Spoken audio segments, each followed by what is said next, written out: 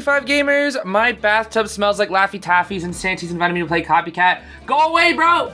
I gotta film some Coa. That's what we're doing today. I forgot to mention we're also watching some Coa. We're continuing watching the Chinese, Hong Kong, Macau, Taiwan division. We are on day 1, set number 3 and 4. We're watching 2 sets today, so let's not waste any time, abandon Santy, and get right into it. Here we are. The first set of the day is between PT and KL.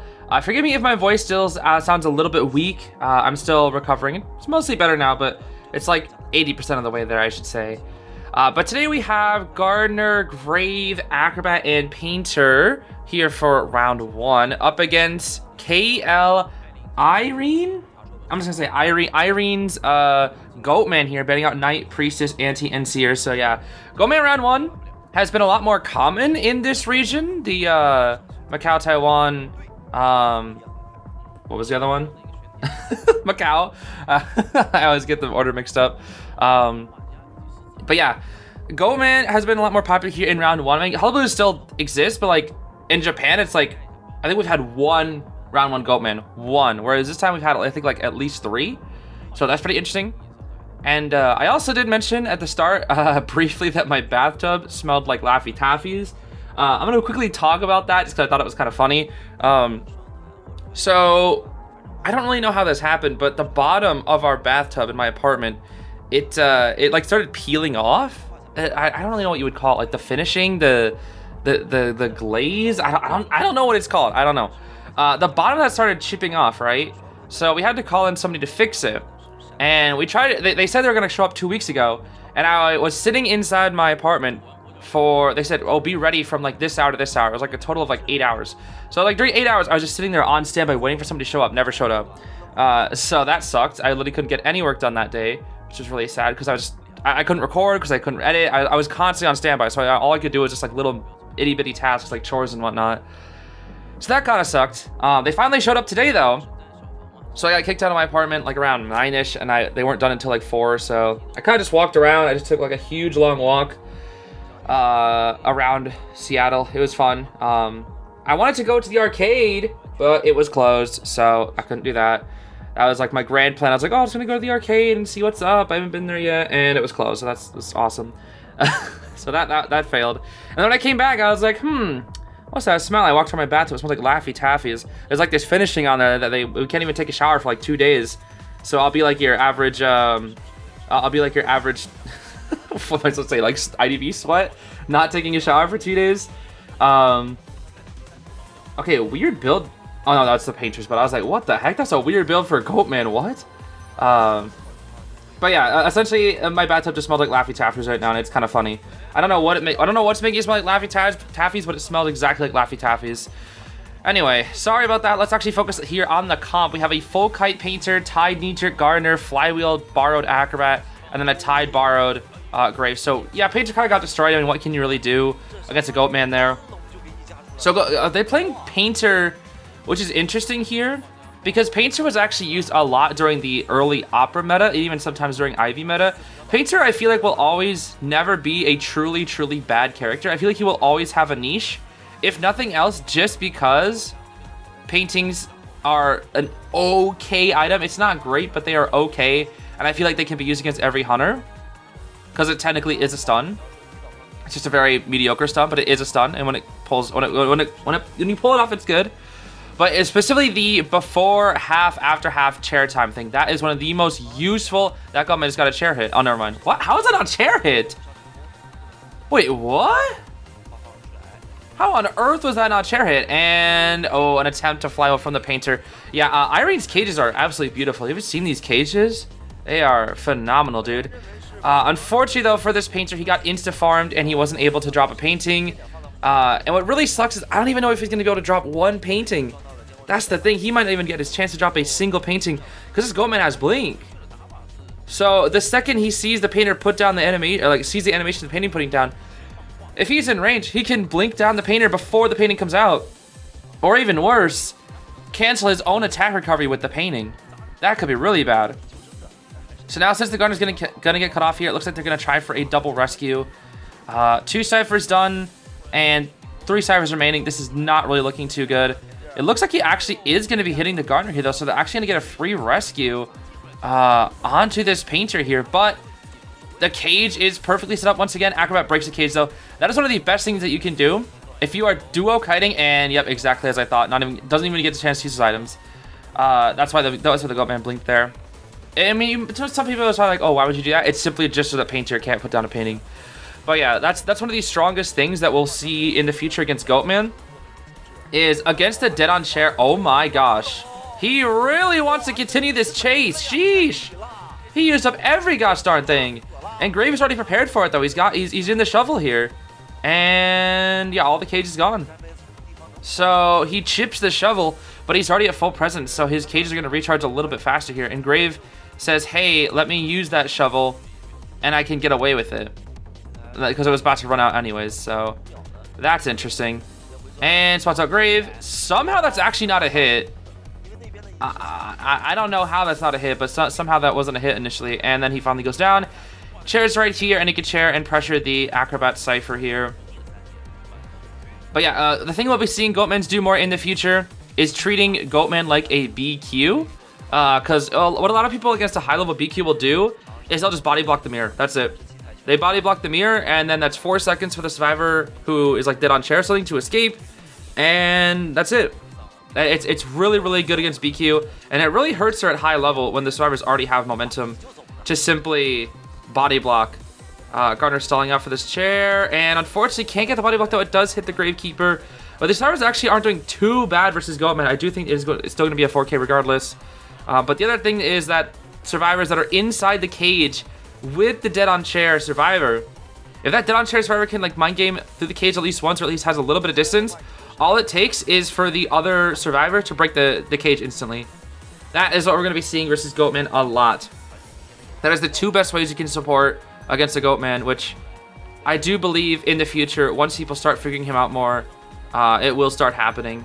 But for now, Goatman is still absolutely broken. And even then, even when people figure that out, he's still going to be absolutely broken. Because the difference between body blocking against BQ Mirror versus body blocking against Goatman is because BQ Mirror has a 15-second cooldown, and Goatman cages don't have a cooldown at all. They just have a meter. And he hits through the Gardner bubble again! Not once, but twice! And lock her off, boom, and she's cooked. She is cooked. A little bit of impatience here from Iodine. Oh, and the Gardner gets away. She out-gimmicked him, okay. That's a start, Grave, I believe, though, is dead on chair here. And surprisingly, these survivors, PT, have successfully made it to the final cipher. However, against the Goatman, it's still going to be tough. Breaks the cage. Did he not realize that the Acrobat was in the cage? The Acrobat was definitely in the cage. And still spots him out. Blocks off the ball, and that's just another reason why Goatman is just stupidly OP. Because double cage is unkiteable. I think that's really just the final nail in the coffin for this character, is double cage. If double cage did not exist, I don't think Goatman would be nearly as strong as he is. He would still be very good, but I think he would be taken from like S plus tier to like the top of S. Double cage though, double cage is what makes him just... Okay, why did he get up so close to the camera? He's like, my name's Jeff. My name's Jeff. What are you doing? Why is he like zooming into his face? Oh boy. That really was just like, my name Jeff kind of moment right there. So yeah, I mean, what does Gardner do here? She just prays. That's really all you can do. She has an elbow pad, which is something, but it really doesn't do much versus Goatman. Any insane distance item that you can use for I guess, I mean, you elbow pad to a pallet you can mind game to. But any set of like distance like that, it's just gonna be really hard to use against Goatman. Weeping Clown Rocket, elbow pad, patient hook. This card is actually doing quite well, but wow, okay, she nearly cut that out. If she lasted a little bit longer, Acrobat might have been able to pop here. I really don't know what Irene is doing with the zooming into Goatman's face here, though. But yeah, it's just tough, because one of the things that helps the most against Hullabaloo is gaining distance. So things like patient, Mercenary Elbow Pad, Weeping Clown Rocket, those would actually be good versus Hullabaloo, because gaining distance against Hullabaloo, it can be really, really important. But when you're trying to gain distance against a Goatman, doesn't matter. He puts you in a cage and you're just stuck. You're just completely stuck. So we're going to see both survivors no longer have a self-heal. This bleed-out session will come to an end soon. Irene has picked up on the Acrobat's trail here. We'll find him any second now. Tosses cage, and that reveals his location. And Acrobat goes down. Can't even use his flywheel or a bomb because it's honestly extremely difficult to react to a Goatman. Did he really just... Oh, okay. I thought he TP'd to the mid-staffer. I was like, did he really just do that? Oh, is he calling out where the He's calling out where the gardener is. Oh, he messed up his cage. That's funny. Messed up his cage. So Garner's gonna go back for the Acrobat. I don't think she's gonna make it in time though. I think if he double cages right here, she gets caught. Yep. Double cage, baby. Double cage is broken, dude. Absolutely broken. Why is that commentator's outfit so sparkly, and where can I get that suit? I kind of want one. Now it's time for round 1, second half. This time we have Anti-Coordinator, 2 of the most banned survivors in the game. Then Painter again. And this time we have a Pumbaa out instead of a Gravekeeper. Now, I don't know how good Wildling is versus Goatman, because the thing is, Wildling cannot rescue if there's a cage around him. Because the thing is, Wildling can get to the chair very easily versus most hunters, but against a Goatman, Goatman puts up a cage before the Wildling can even get to the chair, and then the Wildling is forced off his boar. He has to get off his boar to break the cage. And that can make it a lot easier for the Goatman to double down. So that is something very important to know in the Wildling Goatman matchup. We also have Officer, Seer, Puppet, and Ada being banned out here. So we banned 3 of the tanks, and then Officer, who's probably the best round 1 rescuer right now, along with Gravekeeper. Gravekeeper has really seen a resurgence in this meta. After his buff, he just became so much better. And it's really funny because I was talking about this on stream, but Weeping Clown, Gravekeeper, and Entomologist are all really similar. Because a few months ago, before Grave and Weeping Clown got buffed, I mean, Weeping was a while ago. Weeping was like half a year ago or longer. Those characters all had the exact same cooldown, and were all treated as relatively average survivors, right? I think Weeping Clown was actually considered to be rather weak. But it was Gravekeeper had a 20-second cooldown on his shovel, and then Weeping Clown had a 20-second cooldown on his rocket. Melly had a 20-second cooldown on her bees. Then Weeping Clown got buffed first. His rocket's now 16-second cooldown, and they made it a little bit faster. Or like they made like the boost a little bit faster, like the initial like dash, so that he won't get like stuffed that much. They buffed Gravekeeper once a while back where he gets in his shovel faster, and then a few months ago, or a couple months ago, they buffed him really well. And that's in Coa right now, where he can explode out of the shovel, and that is really good for distance, and also just pushing the hunter back to get a good rescue. But they also made the shovel 13-second cooldown. 13 is a lot better than 20, a whole lot better. So Grave has become so much better. Still not great versus characters like Opera and whatnot, but he's so good now for Goatman and Hullabaloo. So I'm really hoping Melly gets the same treatment here. I don't need to see Melly rise back up to the top, but because Melly, her ability is just like very average, like she's honestly, in my opinion, one of the most balanced survivors. If she wants to be like, usable well in the meta, she needs like a nice little buff. I don't really know what the buff is going to be though. While actually running into the Goatman there, which is pretty interesting. But I'm not really sure what the Melly buff is going to be. They did say she had relatively low usage rate and a pretty mediocre win rate.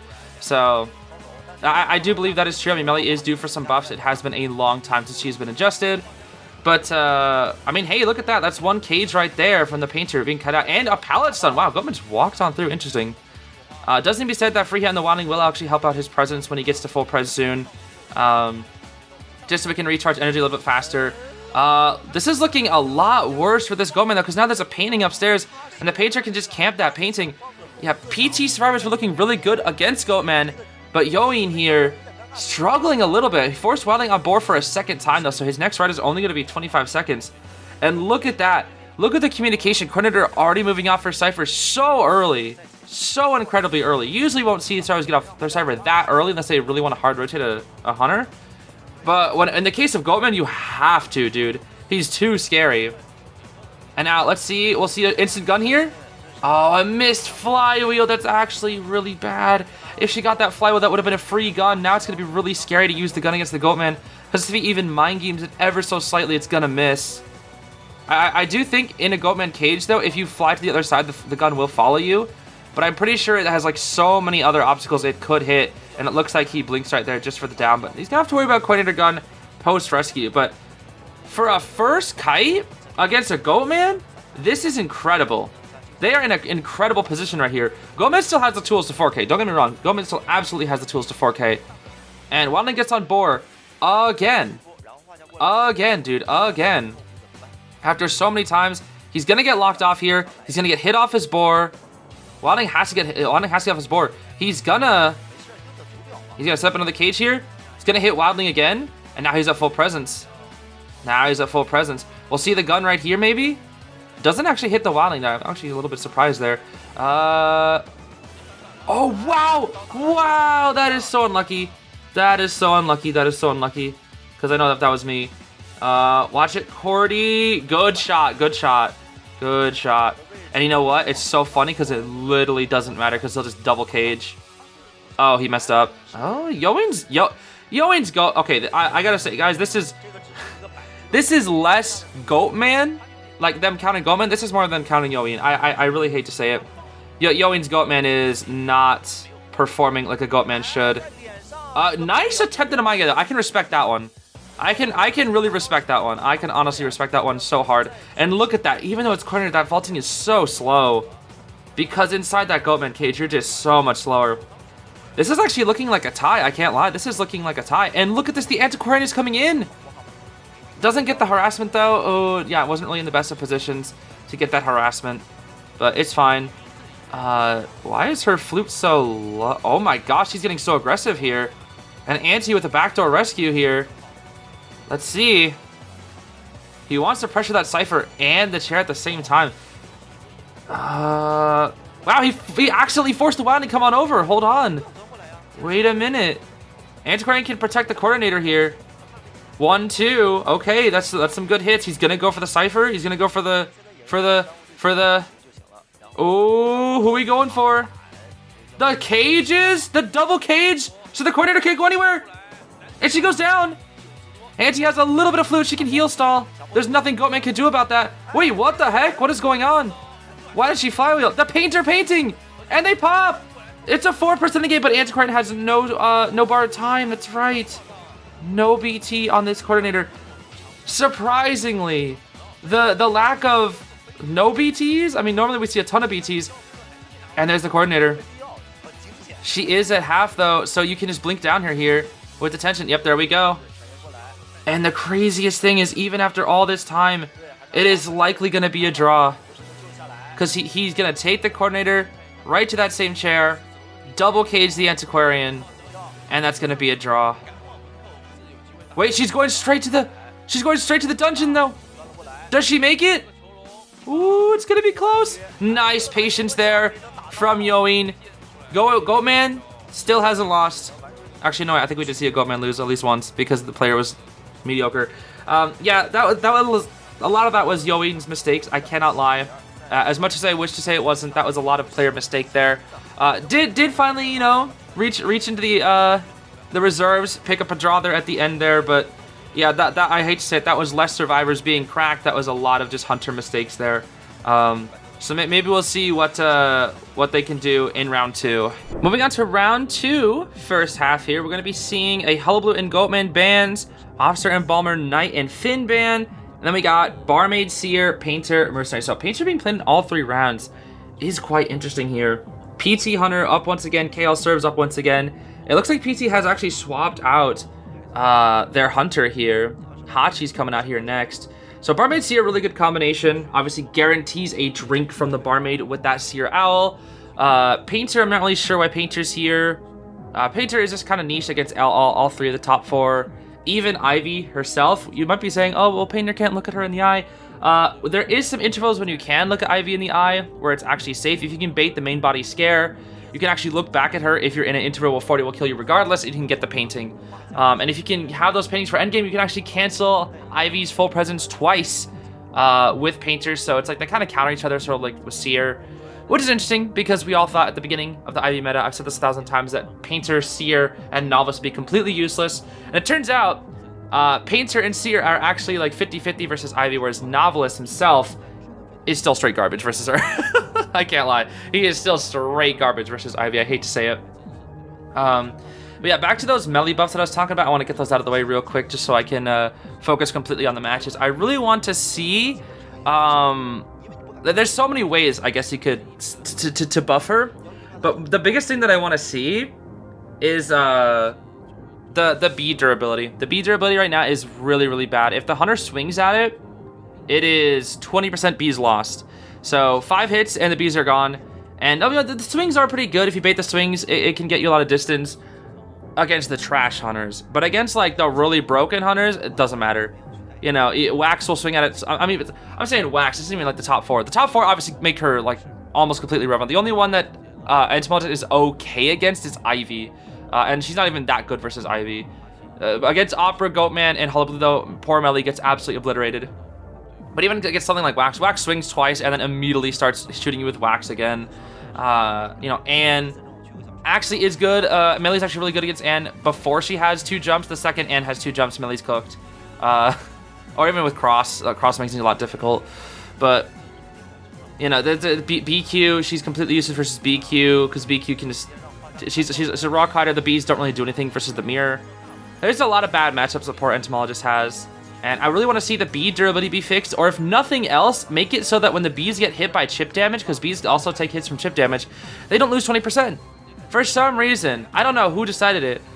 If you hit the bees with a chip damage, let's say a Fool's Gold Axe, the bees lose 20% of their durability, not 10. They should lose 10. It should be exactly like Gravekeeper Shovel. When you chip Gravekeeper Shovel, when you chip Wildling Boar, they're chipped. They aren't halved, they're chipped. But bees, if you chip them, it counts as 20. That's one of the dumbest things, honestly. If there is nothing else that they give Melly, I want them to at least give her that. At least give her that little thing. That would help. That would actually help her so much. I mean, your bee shouldn't be getting hit by chip hits anyway, but sometimes you're in a situation where you can't really help it. And that's just really tough. So I would think a little bit of better durability on the bees. Maybe make it so like every time the hunter swings at it, it's 15 instead of 20%. And then if a chip happens, it's 10% instead of 20%. I think that would be really, really helpful to keep her bees around a lot longer. And if they don't do that, maybe they could give her like another little sub ability with her bees. That or make her bees move faster once again. I think it would be nicer if her bees move faster. Not when she's riding on the bees, but when she's like... Ooh, that's unfortunate. That's really bad missing that blink. That's really bad missing that blink. But when Melly's trying to support, specifically what I'm trying to say, the bees... Okay, he's going to try to force out the 100, but yeah, he's not going to make it in time. 8 seconds is not long enough. And Ivy should time this perfectly. Flywheel goes down anyway, so use up Flywheel and Bird just to die. But that's okay. He tried, and that was a good kite regardless. Mostly because of the missed blink, but you know, we don't talk about that. So yeah, I think there's, like I said, there's so many possible ways to buff Melly, and I really do hope she gets like a good buff.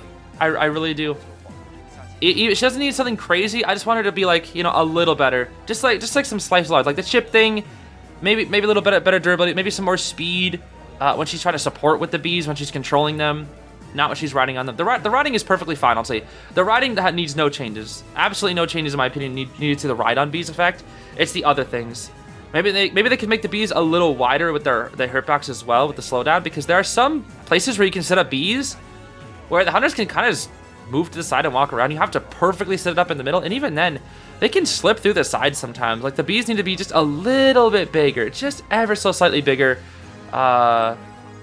with their like slowdown box or whatever you want to call it. So yeah, I'm looking forward to the Melly buffs. That's all I can really say. I've yapped on long enough about it though. I apologize for that. You know I had to rant about Entomologist though. For those who don't know, that is my favorite character in Identity 5. So I mean, this year has been doing a good kite.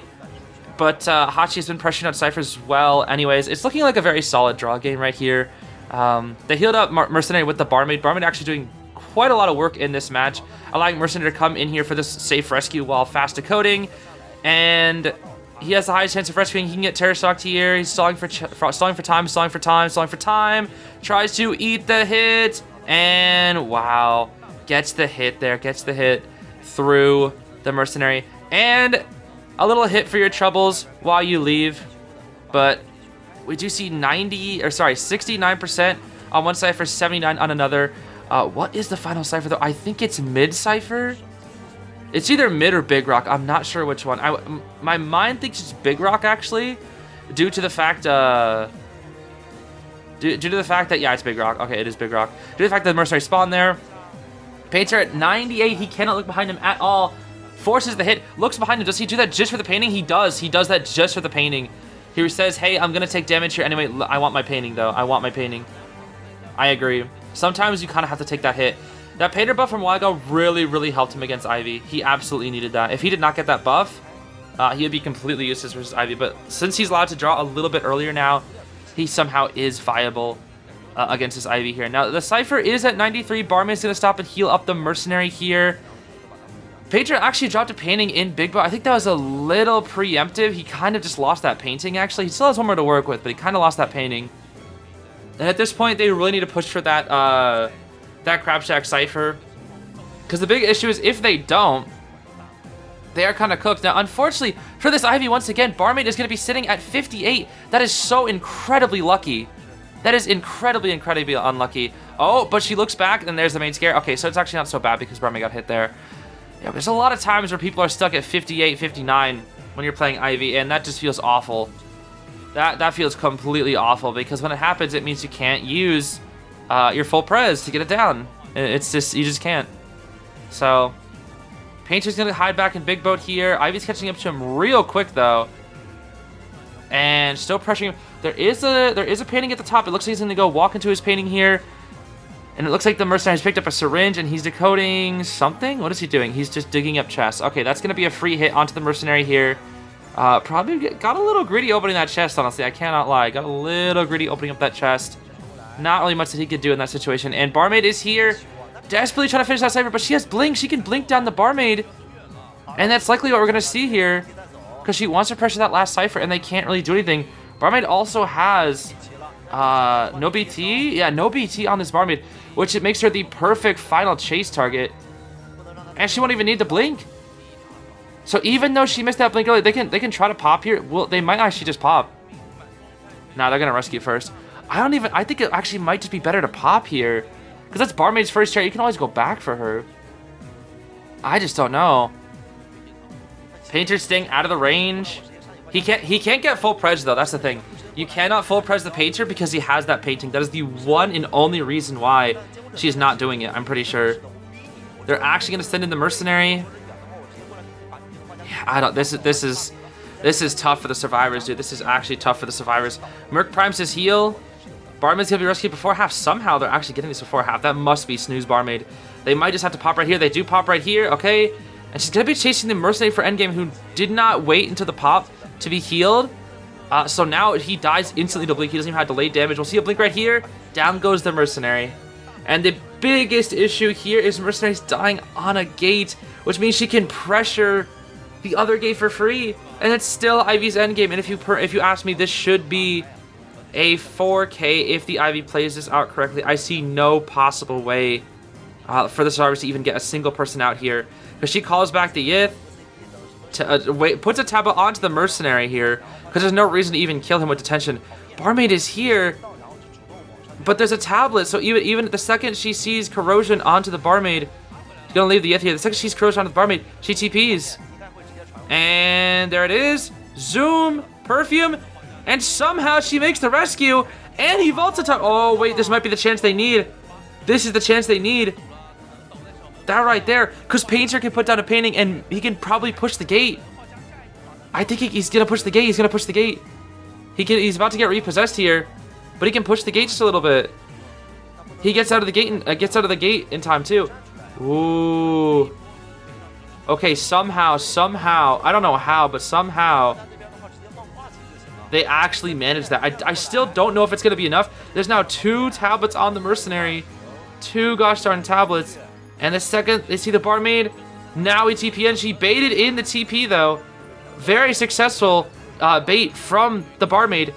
She had to do that, but now the painter can once again work on the gate. He can work on the gate. He can't get repossessed for a little while longer. Cannot get repossessed. But the barmaid's right here. The tension is still up. Sets up the tablet. Leaves the Yith back over here. And the blink is actually almost back up. That's insane to think about that the blink is almost back up. TPs to the painter. And we see a painting here. No painting drop. He's holding onto that painting for dear life. But with Ivy's Law, I just don't see this as possible. Until she keeps her Yith over at the same spot. Until she has her Yith to kill somebody, there's no way. There's the barmaid. Calls back Yith. Yeah, she can't instantly TP though. Oh, and there it is. Barmaid got too greedy. Barmaid got too greedy. That's it. Barmaid got too greedy. She could not have done that. That was actually the wrong play.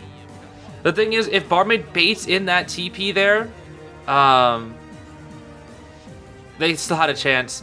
The biggest issue here, though, guys, it's really just Ivy's full presence. The only cracks that Ivy's presence will show, or I guess full presence will show in endgame, is when Ivy finally decides to kill somebody with her Yithian using full pres. I said it 1,000 times. When Ivy kills you with full pres, that means her Yith and her main body are in the exact same place at the exact same time. And that is when she is at her weakest when it comes to that map pressure, because you'll see a lot of Ivies do. Is she about to get double painting? Oh my gosh, that'd be so funny. Double painting, bro. Double painting. That's so goofy. Barmaid's actually working on that gate again. She's gonna leave her Yith here and then TP. Because the thing is, if she instantly TPs to the barmaid, she loses the map pressure, and she'd have. I mean, obviously there are tablets in this case, but if painter breaks the tablets, she can't TP. Didn't break that one though, so she's able to use it once again, and that's gonna be the 4K for this Ivy. Despite a bit of a rough start, I must say, despite that rough start, she is going to win this here in the end. Her blink is already back up. All it's going to take is a couple hits onto this painter here, and that will be the game. So, yeah, I mean, what can I really say, dude? What can I really say? He just keeps walking, waiting for 60. Waiting for 60, cutting him off, 60, hits, and now you have blink in 60. Oh, you can just TP right to that thing. Actually, no, you can't. He's gonna fly with the corrosion. Wow, she main body scares before he can fly. Beautiful main body, or sorry, Yith scares, not main body. Beautiful scare from the Ivy, and that's gonna be it. Another 4K. Wow. What a comeback, I will say. What a comeback. Because of that 4K, we actually are going to be seeing a guaranteed round 3, because currently KL has the round wins right now. They won the first round, 7-2. But now we have PT bringing it back here. Now the score is completely even, 7-7. All depends on the results of this match here. Once again, though, PT servers have to go through the gauntlet of Opera and Ivy. From Xenon, I believe they swapped their hunter as well on KL. Interesting. So it seems like they have two, or each team has a round 1 hunter, and then somebody who's like the later round hunters. Interesting. Very interesting. But yeah, Seer, Embalmer, Mercenary, and Mike Gaming is going to be the team. Very safe server team up against this Opera here. Likely going to be a draw. This feels like a draw comp for Opera, but we'll see how it goes. We are, of course, going to be seeing 2 full kite builds on this team, full kite Embalmer and Seer. Mike Gaming with that knee-jerk BT, and then BT tied on the Mercenary, which is the only acceptable Mercenary build unless you need like a 1 escape, and then he can maybe have Flywheel tied. But that's that's only when the survivors need 1 out, so that is very, very rare. But yeah, Opera Singer, the issue with Opera Singer here is Opera Singer obviously has been nerfed quite a bit. And on bigger maps, she tends to struggle a little more. I actually really don't like playing Opera on this map because there is a very, very weak area for Opera. And you might be thinking, it's Big Boat, right? Well, Big Boat's actually not too bad. Big Boat's bad, but it's not too bad. It's Small Boat. Opera hates Small Boat. It is so hard to dash in Small Boat. If you play Finn, let's say if you play Finn, Fire Investigator is a guaranteed 60-second kite in Small Boat with a route. I'm pretty sure, unless the Finn just straight messes up, it's a guaranteed 60-second kite. That's how good it is. Like, there is a guaranteed route for 60 seconds, I'm pretty sure. And that is just kind of insane. Small boat is just really, really tough. But yeah, it's not like big boat is like insane either. So we're going to see Seer be taking the kite first. Seer did, of course, spawn big boat. Well, it looked like the Opera Singer spawned in that little corner. Actually, interesting. She's actually going to beat the Seer here. Does mess up her dash to get that first hit, but that is okay. Because he's going to get some distance here, get back up into big boat. But that's a pretty early hit. All depends on how this owl is going to go. Let's see it here. Gonna be going down the hole once again. I think he's actually dead here. Let's use the owl. Here's the owl. Beautiful owl. Beautiful owl from Hashua, I must say. Drops the pallet. If he can make use of that pallet, speed boost. Oh, I would not have done that. I would have looped around and then tried to go up the stairs of big boat, because now you're stuck going over here to this little tiny boat here, and you'll likely die to blink. All you need to do is pallet spam until blink is ready. Let's see. Can we make this blink happen? Can we make the blink happen, Hashua? Or will you be going down right here? Let's see. Flywheel. Beautiful flywheel. TP. Oh, no. I thought she was going to use TP first. Okay, interesting. Well, he forced out the blink, and that's all you can say. If you get blink out, it's a good kite. Even versus Opera Singer, it is a good kite, because look at these ciphers. They're already in a good position for a draw here. Biggest thing Opera can do now to get this win is to prevent a rescue. And it looks like she's going to pressure down the Embalmer a little bit off his cipher. Not too much, but a little bit. And Mercenary is feeding Vague Tinnitus. With that position, I almost feel like the Mercenary... Oh, rescue after half? No, he's coming in. He's coming in. Okay. So my question, does the Embalmer have the Seer's image? He's going to set up in the coffin. And he's actually pretty close to getting another owl here. If the Seer can get another owl, he might. But I can see this guy. Oh, he's 99. No, he got an owl. He got it. Never mind. He got it. He got the owl. Just barely. He got the owl. Okay, so the coffin is going to give him a chance here. Because the Opera has no trait. And he's going to be chaired. He's going to be forced to be chaired at this garbage chair, which normally is a really good chair. But they're going to force Opera to pick up and chair all the way at that garbage chair for survivors, which is normally good. But that means she can't position herself to get ready for a rescue a little bit, or to the coffin a little bit earlier. We'll see a lot of hunters. Look at that. That coffin's on the other side of the map. That's going to be so annoying for her. That's going to actually be so annoying, because look at all this distance she has to cover. She can cover distance fast. She has a full prez. But that still gives Seer the chance to rotate and potentially even hide. On the way, she gets to force out a Mercenary elbow pad, and looks like she's going to maybe switch targets to the Mercenary, actually. Wow, that's going to be a down. Okay. Wow. Okay. Now, the thing is that she leaves the Mercenary on the ground. Wow, she's just going to hit the Mercenary and leave him onto the ground. And somehow spots out the Seer. How did she know? How did she know? How did Xenon know? There's the TP. Doesn't get the hit, though. Doesn't get the hit. Ooh, that's tough. And yep, now you're stuck kiting in small boat. Once again, look at how tricky it is without cape to dash in this area, dude. There's not really many areas to dash. And she has nothing. No more cape. Seer owl. There it is. And he's 40% of the way to another owl. We might even see another owl here. Blink might put that to a close, but there is a chance. There is a chance that we will see another owl. Flywheel is available for this Seer, too. He might be able to flywheel here. Eventually, look at how much she's struggling, dude. Look at how much she's struggling. This is just the power of small boat versus Opera. And what's crazy, he's scared. He tried to blink predict there, but the blink might happen right here. Oh, there's the blink. And a body block from the Embalmer. Beautiful, at the perfect time. At the perfect time. Seer drops a pallet, and he's about to get another owl. The teamwork from PT. And she's going to chase the Embalmer instead. He flywheels.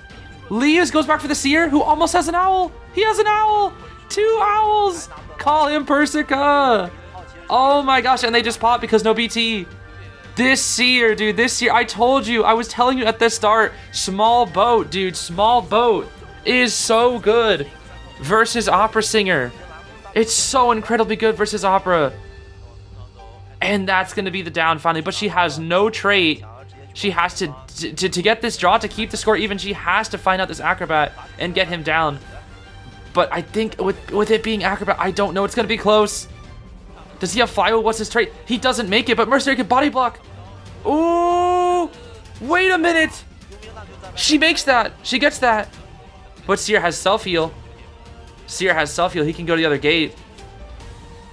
What needs to happen here? She has TP, though. Ooh, this is actually going to be close. This is going to be close. Mercenary has to stall long enough for the Seer to open up the other gate. But, oh, it's not going to be enough. There's the hit. He has to leave. He has to leave. Wait, this might not be a draw after all. After that Seer's beautiful kite, because TP exists. TP exists. If she TPs, which she should every time, the Seer will not make it. Let's see that TP. There's the TP, and that's going to be a draw. No way.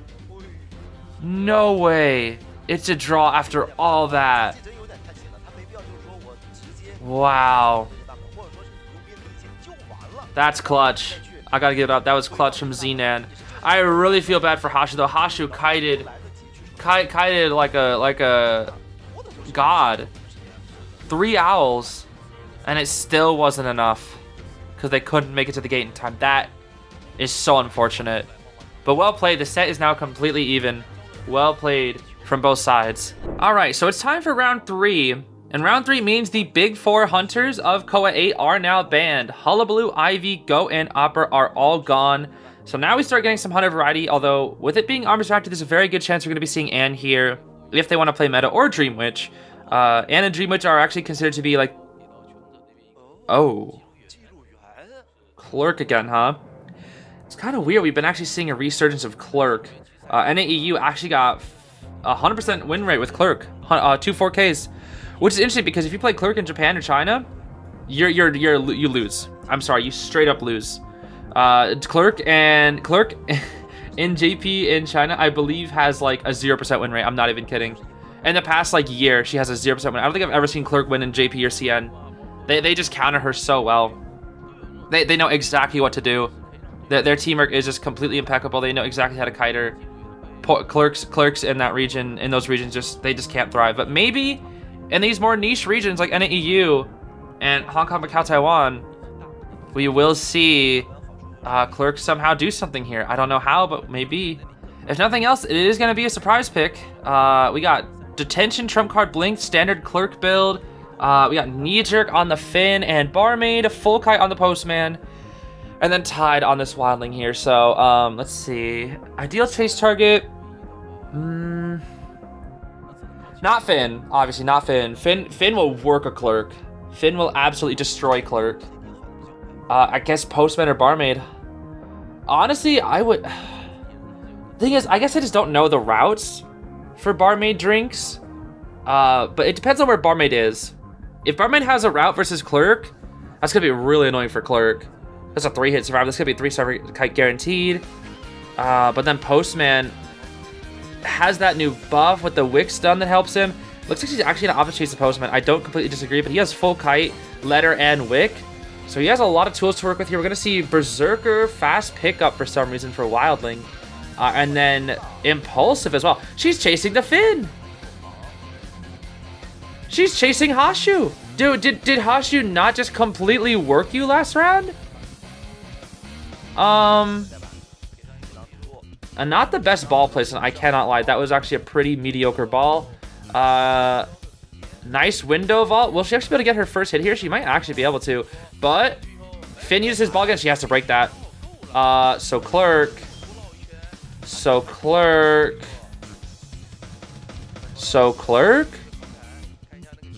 Break the ball. Nah, bro, you got it. There you go. There you go. Break the ball. I was gonna say, if you don't break that ball, you're gonna get infinite looped in Shack. That's what I'm saying. You should not be chasing this Finn. Finn's gonna work you, bro. Finn's 3-star for kite guaranteed against a Clerk. Okay, another seal. Let's see. Ball. Boing. He's literally just looping Shack over and over again. Wow.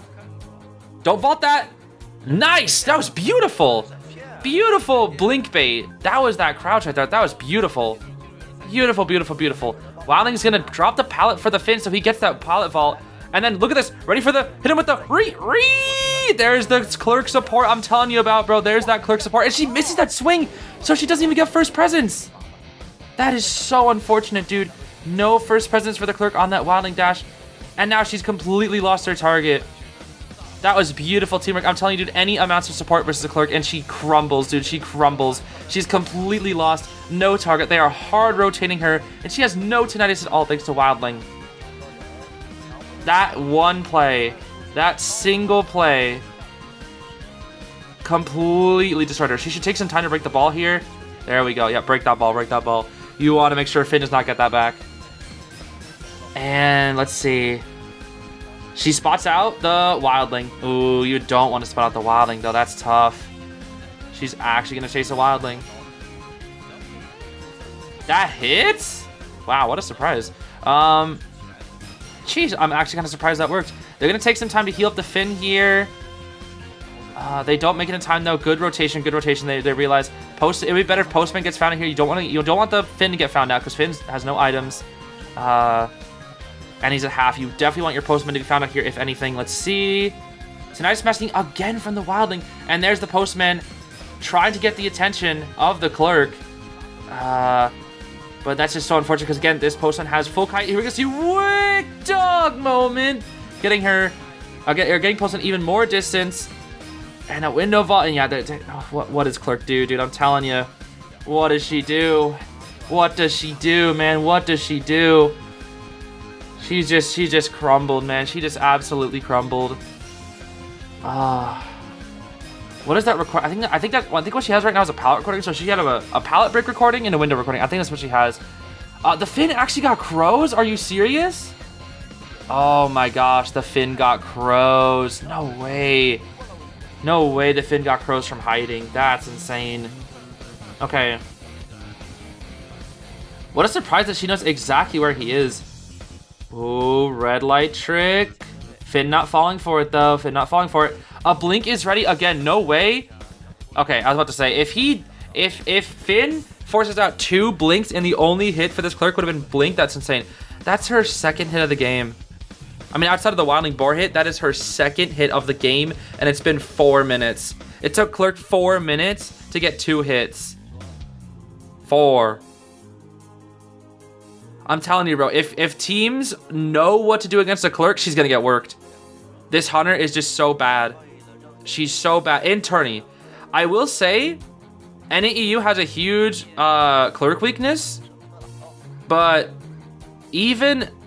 Oh... The blink for the Finn, that's so risky because now you let the Wildling harass out in the open and you have no trade for endgame. And the Cypher, they have 2 Cyphers that they're working on, so you can't lock both of them off. Let's see.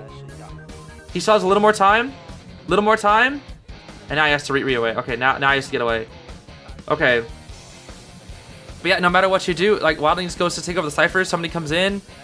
And since there's 2 Cyphers being worked on, that's a guaranteed 4-person unless they get Terror Shocked.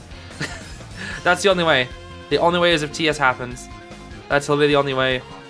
Barmaid's gonna go back for the Cypher, which means she knows that the Wildling's coming in here now. He has to make that drink though. I actually don't think he makes that. Wait a minute.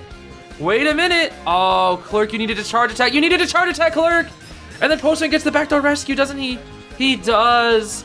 Beautiful, beautiful support from the team. Hits the Wildling Boar. She is finally at full presence. She is going to stall this out long enough to have a trade for endgame.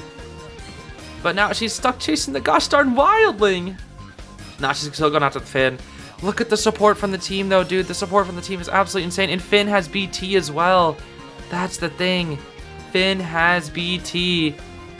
Wow, those recordings. She had a lot of recordings. Sheesh. That Cypher went down so much. But now the Cypher is going to get primed here. She's just desperately trying to get to this Finn. Locks off the Cypher once again. Wick Dog to slow her down. And then Wanda can get on the Factory Cypher as a backup as well. So she can only stall this out for so long. Looks like they choose to separate here. They might just pop. Now that she's on the post, they might just pop here. Nope, she's bringing the Cypher down again. Looks like Barmaid's Cypher was cut off. Not just locked, but cut off. She's going to seal the Wildling. But then Barmaid is free to work on the Cypher, and she will likely do it here. There's the pop. There's the pop. And it's 4-person endgame versus Clerk. She does have a trait to work with, but she's not on the Finn. There's only 1 person dead on chair, and he is long gone. Poor Clerk, dude. Poor Clerk. Flywheel to the... Wow, that boost that she got was insane, but it still wasn't enough. It still was not enough, man. It still was not enough. Sheesh. That flywheel was actually so smart from the Postman. TPs to the Barmaid as a last-ditch effort to try. They know exactly where the dungeon is, though. They know exactly where the dungeon is. Can Barmaid kite to dungeon? She still has Shack Pallet to work with, too. Does the Clerk have a palette recording? I think she does. She should. She does right here. Flywheel? No, she doesn't have flywheel. Never mind. Oh, she already used up Sweet Drink too. Okay. Well, that's gonna be. That's a 3. She's gonna slug because it's her only option. She needs to. In my opinion, the Clerk was not the right pick. It's just not. I know the surprise pick is so. Wait a minute. Wait, what? The Wick Dog. And now she has to go back for the barmaid. They shouldn't leave though. They shouldn't leave. Postman could give a letter to the barmaid. Let's see. She's gonna vault the window. Oh my gosh, she could get it. She could get it. She takes the drink. Gets stalled out here. If Postman gives her a letter, Postman gives her a running letter. They're actually gonna try for this. There's the boost. She's so fast right now. She's so fast. If she makes that drink. No, she's just gonna book it. She doesn't make it though. She doesn't make it. Wait, no, she does. It's a 4. It's a 4. She dies on top of it. It's a 4 escape. Don't play Clerk. Don't play Clerk. Dude, just stop. I can't. Every time I see this hunter, man, every time. She always gets cooked. If a team is ready, bro. If a team is ready, Clerk can't do anything. She just can't. She simply can't. Clerk, bro. The fall off is real. I wasn't around for her glory days, man, but Clerk is not tourney viable. That right there says it. She's not tourney viable. The only way she's tourney viable is if the survivors don't know what to do against her. At that point, it's a survivor skill issue. It really is. At top level, it's a survivor skill issue. Clerk is not viable in tourney. And take it here. Take this as evidence. Clerk is not tourney viable. She's just not. She just simply isn't. And now, in a twist of fate, in a comeback, it seems that PT are now the ones winning the set. They have a 5-point lead thanks to that 4 escape. And they're gonna need KL. They're gonna need a 4 escape, which is why we see such a crazy team coming out here. They're banning Anne over Opera. That's kind of crazy. I mean, Anne is insanely hard to 4 escape, but with this team, we are likely going to see some absolutely insane support.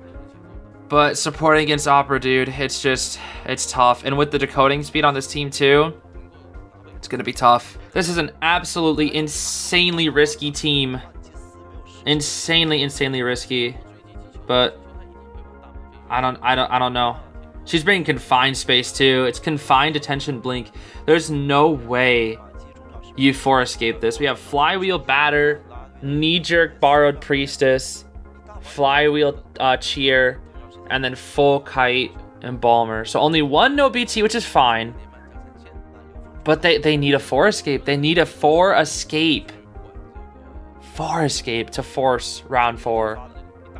That's just not happening, dude. And this is why you can't play Clerk, dude. I'm sorry. You can't play Clerk. She's just so bad. She is so bad. She is just such a bad hunter, dude. I'm telling you. Any ounce of support and she crumbles. She is a good chase hunter when it's just a one-on-one. That's it. And even then she tends to struggle because she's weak to mind games. Okay, I can't really say weak, but like if she gets mind gamed at least a couple times, she's also cooked. You have to be good at mind gaming with Clerk. And like it's just too hard for her to win. It's just too hard for her to win in this meta. It just is. In ranks, sure. In ranks, I actually think she's a good hunter. Not great, but good. She's solid. She's a solid option. And on NAU, if you're a pro Clerk on NAU, honestly, you're probably going to be like chilling because NAU has a huge skill issue versus Clerk and Sculptor for some reason. Chasing the Priestess first, that's actually the best chase target. Eliminate her support early, and she really cannot kite, and that's a very early hit. That's a very early hit. Hashi playing things very reserved and very safe. There's no reason to fly through pallets. You can play as reserved as you want because you lose nothing. You only need a single kill. Why rush if you only need a single kill? An interesting portal being used here by the Priestess. I don't know if I completely agree. But Arms Factory Priestess isn't exactly known to be the strongest thing in the world. Hachi actually messing up a dash here. That is something that'll help. But the second the dash comes back, what happens? She's going for batter support this early. And breaks the ball. I agree. That's something that's going to be really, really tough because batter is really good for a 4-escape team. But again, if the Hunter's patient and just waits, well, then they're cooked. Priestess dies before she can even get the portal out. The batter is actually going to try to harass this? No way. No, he can't make it. All right. So, interestingly enough, they also don't have a Tide Turner. What's interesting is some people will actually go for like 4 Tide Turners for a 4-escape, but it looks like this team is going to rely solely on their kiting skills, which is very dangerous. Beautiful ball from the batter, though. Watch for the blink. A chair hit. That's actually exactly what they need. He gets his ball back, too. That's exactly what they need. Okay, and Priestess somehow escapes. Wait a minute. And Bomber gets her image, too. There's a portal. And Batter eats the hit. Wait a minute. They're doing this. They're doing this. So far, so good. Issue is, if Batter goes down here, they lose the support. Their biggest support. And oh, wait, a messed up dash. That's really bad for Hachi. Wait a minute. That's actually really bad for Hachi. KL is actually pulling this off so far. Blink is ready, though, and that's really, really bad. Another beautiful ball being used. Not going to take the time to break it either. He should go back for it. He has to rely on the priest. Oh, no, she messed up her portal. But Hachi messed up his dash. No, he didn't. No, Hachi didn't mess up the dash. And there's the cheer support. Beautiful Palace Sun. Wait a minute, they're doing this. It's happening. The ciphers are so slow, but they want somebody at all times. They want one person at all times supporting this priestess. At this point, I would have swapped to the batter. I unironically would have swapped to the batter. This right here, dude. This right here is why. Oh, another mess up dash, Hachi. No, you can't let this happen, Hachi. You cannot let this happen. You can't. This could go on forever. Hachi not only has to get a hit here, revive, boom, pallet vault ready, zoom. There they go. And back to the batter. What a beautiful route from this priestess. Going back to batter support. He misses the ball, though. That's so crazy. And she blinks the batter.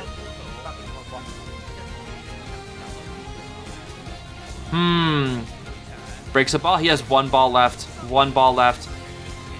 I actually don't completely disagree with this. I don't completely disagree with the batter here. Or with trying the batter here. Because the thing is, priestess can support. But the second her portals are gone, she can't do anything. Batter and Cheerleader theoretically can support forever until those portals are broken. Although Priestess does get away with that long portal, and she will probably get a chance to heal up here. Cheerleader is forced to come in for this rescue. Here's the beeps. She is zooming. Okay, no chair hit this time though. No crazy lucky chair hit. And Batter's gonna try to go for the long portal. Does he make it? He has Flywheel in a Dream. Let's see. Beautiful flywheel. Cheerleader speed boost into the long portal. Oh, she's gonna break the long portal first. Okay, that's fine. Although Batter has infinite vaulting, looks like he can probably go back and forth. But the slow vault! Oh, that's so bad. His vaulting would have allowed him to go back and forth for so long, until Rage was done. But the slow vault, and now he's dead on chair. There's no coffin. There's no coffin either. Oh, and he has no ball. No flywheel, and the ciphers aren't ready. It looks like this is the end. She breaks the last ball. There's nothing else the batter has outside of Rage. Embalmer or Priestess is forced to come in for the rescue. And Cheerleader is also forced to literally protect the Embalmer until he's dead. Or sorry, the batter. They have to double support, and they have to rely on their Embalmer. Oh, it's going to be tough. Beautiful Pallet Stone from the Priestess. This is it, dude. This is make or break. This is make or break right here. They need one. They're using up everything. No more balls, but the cheerleader. The cheerleader, unironically. She's going to go for the cheerleader. Cheerleader gets away. She has to wrap back around, though. Wraps back around. Ooh. Ooh. Oh, beautiful TP. It hits the Priestess, though. It hits the Priestess. Priestess is not yet dead on chair, though. I honestly don't think it would be terrible to chair the Priestess here, though, because then you'd have 2 stars dead on chair and nobody can rescue that, force the Embalmer in. I don't think that's a terrible option. Although at the same time, they could just heal the batter and revive him and then have him go in. Oh, I don't know. She's still going for that batter, and the revive is available now. And that's gonna be so annoying for this Opera. No, not the slow vault. That's so bad. She can blink right here. And it comes down to the body block. It hits the batter, and that is it. That's it. Cheerleader heal cells, but that's not enough. They have to try this little itty bitty strat. Nope, it's not enough. Batter's dead on chair, and that's it. The slow vault killed him twice. Not once, but twice. All that hard work. And you lose to the slow vault. And they just pop right here. But that's it. That's it. The game's over. Because of Clerk. Because of Clerk. They couldn't make it. KL. Despite fighting so hard. Almost 4 escaping an opera singer with a jank freaking comp like cheerleader and batter, who you just barely ever see versus opera. They were almost able to pull it off. If it wasn't for a couple unlucky slow vaults, it would have been it. That would have been it. Lucky vault there too. Sheesh, that was very lucky. So yeah, I don't know. What can I even say, man? I just feel bad for KL. If it was 3 escape, dude. Look at this Embalmer. This Embalmer's cutting so well. If this was a 3 escape, dude, they would have had it 1,000 times ago. They would have had it 3 billion times. But unfortunately, it's just not enough. It just simply is not enough. Okay, all right, Priestess. I don't know what we're thinking. I guess she's gonna portal, or she's gonna embalm herself to the other side. I mean, what are you supposed to do, dude? What are you supposed to do? What do you do? I gotta give it up to KL though. I'm honestly really sad that this is how they lose. Cause these survivors, man, these survivors are so good. It's a shame we won't get to see them go further. I mean, I don't want to discredit PT or anything. They were doing really, really well too, but after seeing this level of play and this level of support, this was such a good game. I would have loved to see more of KL. It's really sad that we're not going to be able to see more of them. And in the end, it's a 4 because she can blink. Yeah. In the end, it's a 4. Well, actually, no. Priestess might be able to crawl. No, she's crawling so slow. Okay, actually, Cheerleader gets up. Drops some Balmer here. Goes to the Priestess, because Priestess crawls too slow. I mean, Cheer can actually get out. Cheer being here actually helps. So it's not a 4. Yeah, but it's gonna be a 1. It'll be a 1. Cheerleader's the only one who can escape. And she's emoting. Oh, poor Cheer. Has to abandon all her friends. Rest in peace, Lily Beep Beep. Oh, actually, wait. Maybe they get a draw here. With Flywheel? Flywheel? Cheerleader speed boost? Nope, it's just a 1. Only the Beep Beep escapes. All her friends are gone. Wow. Oh, that was crazy.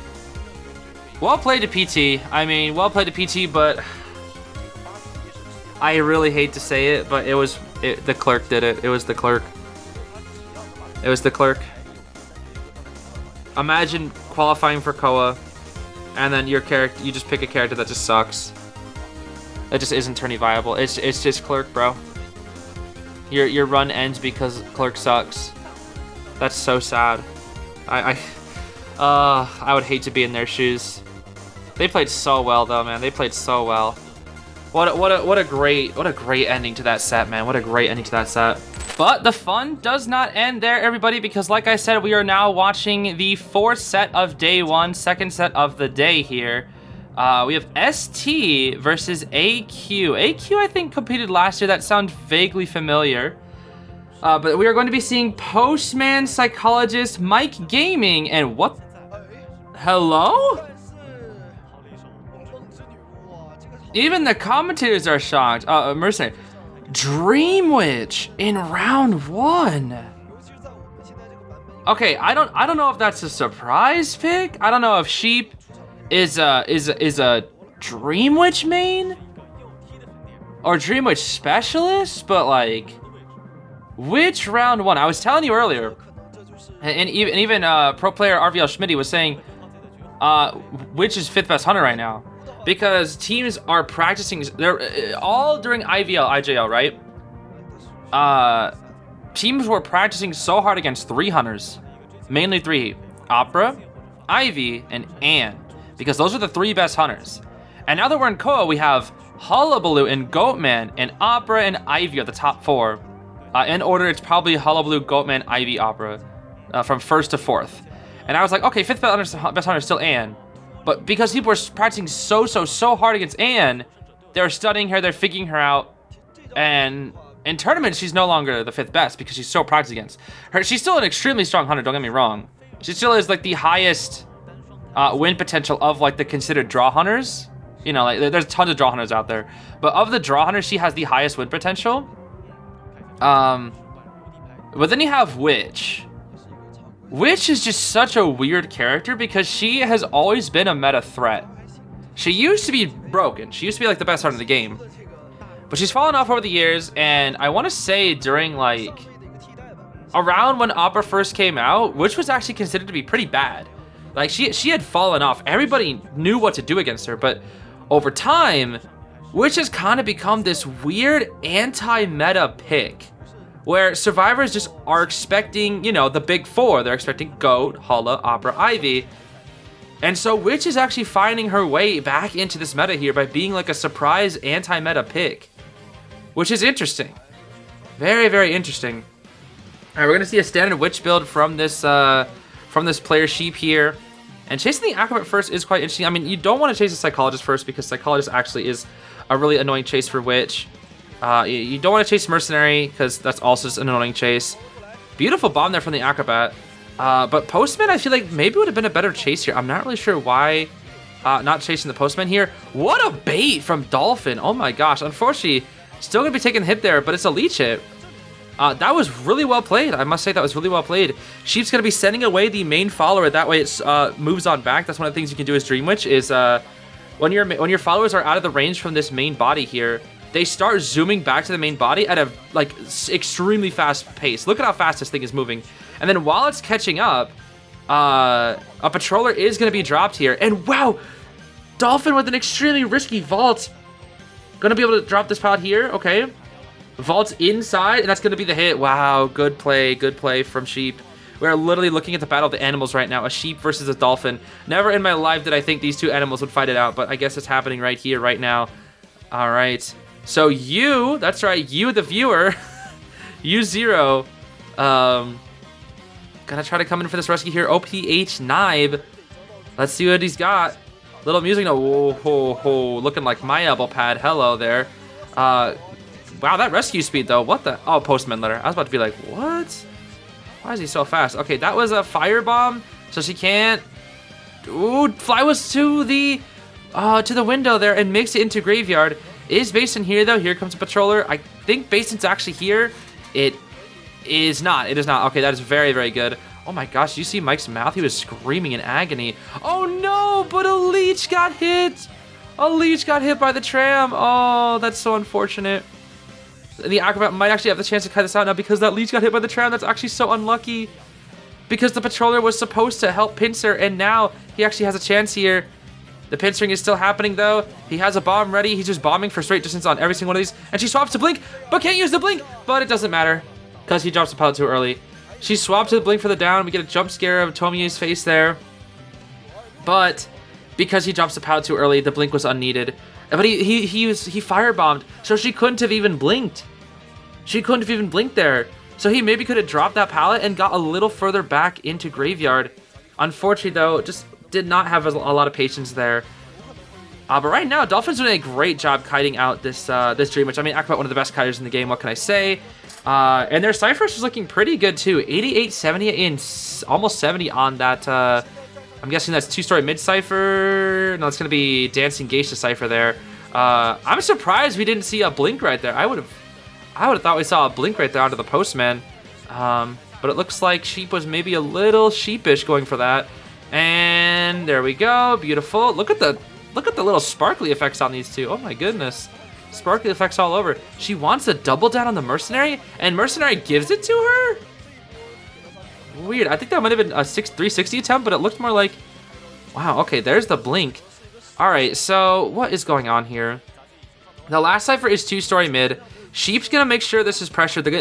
Sheep needs to force the survivors to open up a new cipher. And now we're gonna be leeching the postman, but shouldn't you be chasing the acrobat who's dead on chair? That's my question. Why are you going after a new chase target? You're gonna force the psychologist to heal here. Attempts to swing. What are their last ciphers? They have 2-story mid. They have island. Oh. They're relatively cipher locked. I think, I'm gonna be honest with you guys. Unless the witch like throws some of this pressure that she has right now, I unironically think she can win. Because these ciphers are actually relatively close together. Not that close together, but Witch is going to play the rest of the match until the ciphers are ready right here. Psych's going to keep pushing this cipher though. And there's the leech. So they get a little bit of progress on that cipher. It's now 85. But they can't stay here forever. There's 3 followers on the field right now. And Psych will likely be going down right here. We're going to see the Dream Witch main body block the windows, use the main follower to kill the psychologist, and they're going to chair her right on top. Right on top here. Blinks the postman. Right on top of this. Right on top of the cipher. Right here. She can keep pressuring that cipher with main body right here. The acrobat and the mercenary do get a full heal off here, though, so they do get this successful reset. But Postman's going to be forced to use up his self here because he's so far, unless they want to take even more time to not decode and go pick him up. So it's still not over yet. It's still anybody's game right now. But Dream Witch is in a really good snowball position here. There's the mercenary, elbow pads in. They do get the hit here. Blink is ready. We might just see a blink down onto the psychologist right here. Beautiful blink from the witch. Not letting psychologist go anywhere. Unfortunately, psychologist just has absolutely zero rebound potential. And yeah, she's such a good early game character. Such a good early game character. And just an S tier survivor in general. She will always be S tier. Three hits is just so good. But it's just when survivors invest more in their early game with psychologist than the late game. She's just such a safe survivor. But really, really tough to use during the late game. So yeah, that one leech is just simply going to be pressuring that cipher forever. And only the acrobat, who's dead on chair, can rescue. Unless the mercenary wants to risk this terror shock here, he can get the rescue. Looks like Chiomia is not going to go for it, though. And that actually hits the mercenary. A little more patience there was needed. Wait a minute. It would have been better for a little more patience. Psychologist, another dead on chair survivor, is going to get away. She's going to send out a follower to pressure down Cabin now onto this postman who has no self-heal. Dodges the wick and leaves her follower right there. Chasing the postman still. Ooh, is that going to be a hit? Beautiful fly from the postman. This is her main follower, is it not? What follower is this? I'm not sure. This Dream Witch pressure, though, is absolutely insane. There's still a leech out over in Graveyard? What the heck? I did not even know that. Okay, I mean, Dream Witch has pressure all throughout this map. And Acrobat can now get this rescue. They are now all injured. Nobody can rescue anywhere outside of the Mercenary. There is no more blinks, though. Acrobat Mercenary cutting together. They're working on a cipher. They're working on Cabin Cipher. Hold on. She hits the Mercenary. Postman's gonna pop, though. Postman's gonna pop. She's letting the ciphers get done. This is an emergency for her. She's letting the ciphers get done. It's gonna make it. He's gonna make it. Oh, he makes it. He makes the pop. She let up the pressure and he makes the pop. Just barely. Mercenary's chaired again, but he's not dead on chair. There are 2 survivors dead on chair. Both Acrobat and Psychologist are dead on chair. Postman is the only one. The only one still safe right now, but she has no leech ready. No leech ready just yet. She's threatening a blink here. She's going to take some time to break this pallet. She needs to pressure this postman. He's the only one on the gate. Watch out for that wick. Look at how fast he is, dude. Look at how fast he is. And... ooh, swings a little too early. Blinks for the postman. She really wants this postman out. And the leech is ready on the acrobat. She can still make this happen. In fact, I think it does happen. One follower on the acrobat and the main on the psychologist. Both gates are being pressured. I think the comeback is here. The comeback is here. Both Psych and Acro are dead on chair. And detention is a thing. Psych also has crows now. I think somehow, this witch has turned a 4-person endgame into a 4 elimination. Because down goes the acrobat. Still no leech, or still no follower yet. Still no leech that she can use. But that's okay. Because Postman's chaired. You keep main body near the acrobat, ready to re-leech. Main follower just kind of sits around there for a while. Set up the leech onto the acrobat. Move main body here so you can actually chase the psychologist. And that should be it. That should be it. That should be it. Wow. It's actually going to be a 4 elimination for the witch. That's insane. Is she going to chair the acrobat? No, she's going to drop, as I thought. Yeah, as I thought. She can just take her time here now. No more attention. She can take her time here, slug it out. What a talented witch, dude. What can I say? What an absolutely talented witch. Insanely talented. To be able to even, like, to pressure that hard, let the crack slip through, but somehow still turn a 4-person endgame into a 4 elimination is seriously impressive. This is a very talented witch. Sheep is very talented. And mind you, this is round 1. This is round 1 when Hullabaloo and Goatman and Opera and Ivy are all considered to be better picks than the witch. It's that surprise factor, that anti-meta factor that people just aren't expecting from the witch. And honestly, I'm all here for it. I am all here for it because I love watching witch gameplay. I think witch is one of the most hype hunters to watch. Because at the beginning, you're always like, oh, she's getting cooked, she's getting cooked, she's getting cooked. And then you see late game and you're like, oh.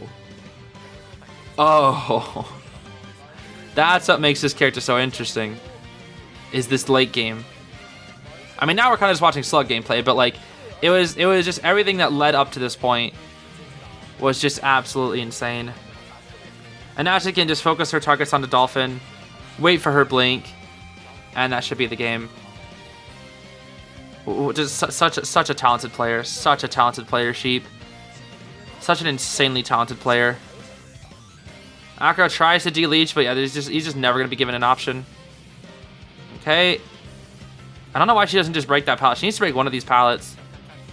She's probably just waiting for her blink. She's just gonna like, okay, never mind. There's the pallet break. I don't know why she didn't break that pallet earlier. That pallet like needs to be broken. But these 2 pallets here are very, very good. It would be crazy. Oh no, he flies to the pallet. We're gonna see a blink right here. Blink and cooked. Okay, and that's the game. Psych self heals. But now, yeah, it's still slug out gameplay. Lots of slug out gameplay today, but what can I say? What the last thing though, the last thing that needs to be said, what makes this even more interesting, is not just the fact that it's Dream Witch round 1, but it's the fact that their global ban for round 1 is Dream Witch. It's Dream Witch. They do just surrender here, because now in round 2, the Dream Witch will be global banned, but the survivors have to choose between Hullabaloo and Goatman. Which means this hunter in round 2 has the choice between Hullabaloo and Goatman, whichever one the survivors don't pick.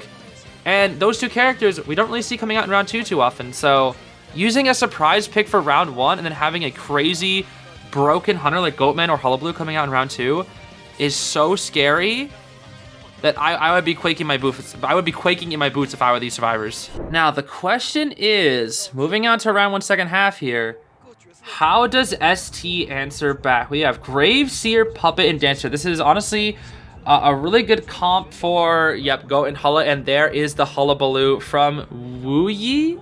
Wuye? I'm not sure how to pronounce that. Gardner, Acro, Priestess, Cord are being banned. But yeah, this is a very solid round 1 team comp. We do see people betting in on this Dancer, Big Pig here. Big Pig the Dancer. Why we have so many animal names? What the heck? We have sheep, dolphin, and pig. Why do we have so many animals coming out here today? That's so funny. But we have Dancer spawning middle to set up some boxes, I can only assume. Puppeteer, Seer are really good tank kiters, and then Grave, obviously, is one of, if not the best Hunter versus Hullabaloo that we've been seeing quite a lot here in round 1. We're going to be seeing the standard Trump Inso Peeper build from this Hullabaloo, Full Kite on the Seer Dancer, Broken Borrowed on the Puppet, and then Tide Borrowed on the Grave here. So, you know, relatively standard builds that we're seeing out here. But AQ, after seeing that Hunter perform that well, that means their survivors surely have to perform that well as well. Because the thing is, the better your team's Hunter is, the better your team's survivors are going to be, you would think, logically, right? Because a lot of the time, pro teams, at least this is the case for RVL, they kind of just practice with themselves, right? They don't have a lot of teams to practice with, unless you're like in JP and CN. I feel like this qualifies for anything that isn't the CN and JP regions, because they're just dummy popular and they have thousands and thousands of resources to scrim with. But when you're in these smaller regions, you don't have a lot of people that you can trust to go up against. Because the thing is, like, the best players on the server are the people that you're competing against in the qualifiers. So it's like, oh, you would love to scrim these people, but if you do, you reveal your hand too early. You want to play your cards close to chest. You don't want to reveal what your strongest characters are. You don't want to reveal your playstyle. You don't want to reveal what traits you're going to be going. You want to play those things close to the chest, because if you do, people can study you and people can take advantage of that. That's what happens in NAU. NAU is very, their top players are very secretive with their playstyle, which is a little sad to say. Because again, they would benefit more from being less secretive. But at the same time, they can't afford to not be secretive. Otherwise, all their secrets will be out there and everybody will know their playstyle. So it's really hard to say. And I mean, Hullabaloo's actually going to be opting to chase the Gamekeeper first. We actually have yet to see this happen, where the Gamekeeper is the main chase target. And he is going to be taking some damage here. That is 2 hits. And now the Hullabaloo has presence, which means he is going to be an absolute beast of a character here. Because the second Hullabaloo reaches presence, he just becomes a huge problem. But there's that Gamekeeper buff taking into effect. That shovel comes back so soon. But we do have one black ball already here. Ooh, almost a double color. He can't red here. There's the red. All right. And what's crazy is there's the double color again. And he is in the slow box, but it doesn't matter. But there's the owl. But it doesn't matter because he's already full presence. The first Prez Hullabaloo a minute into the game. That is why this character is so oppressive, dude. Even though all these slow boxes around, these slow boxes do nothing but turn him into a regular speed Hunter. Because he already moves faster than other Hunters for some reason. They said, let's make this broken on top of broken on top of broken Hunter. Also, have the fastest base walk speed of every Hunter with over 5 meters a second. I think it's like 5.2 meters a second as opposed to like 5.7, which most other Hunters have. But also no attack recovery on top of that. And they think that's fair. They think that's balanced. He got wanted order to. He knows where this acrobat is. Because also his clones can reveal. Oh, that's a seer, my bad. He knows where the seer is because the clones just reveal it. And he's dead. He flywheels. Never mind, he flywheels, but it still considers it to be partially a hit. Does he jump back here? Let's see a big right there. And he's going to make his way back. It isn't after half rescue though. And he catch backs up. That's all it takes. 2 jumps, and he has another jump for chase here. Another jump for chase. That's 1 hit on the grave. Here we go.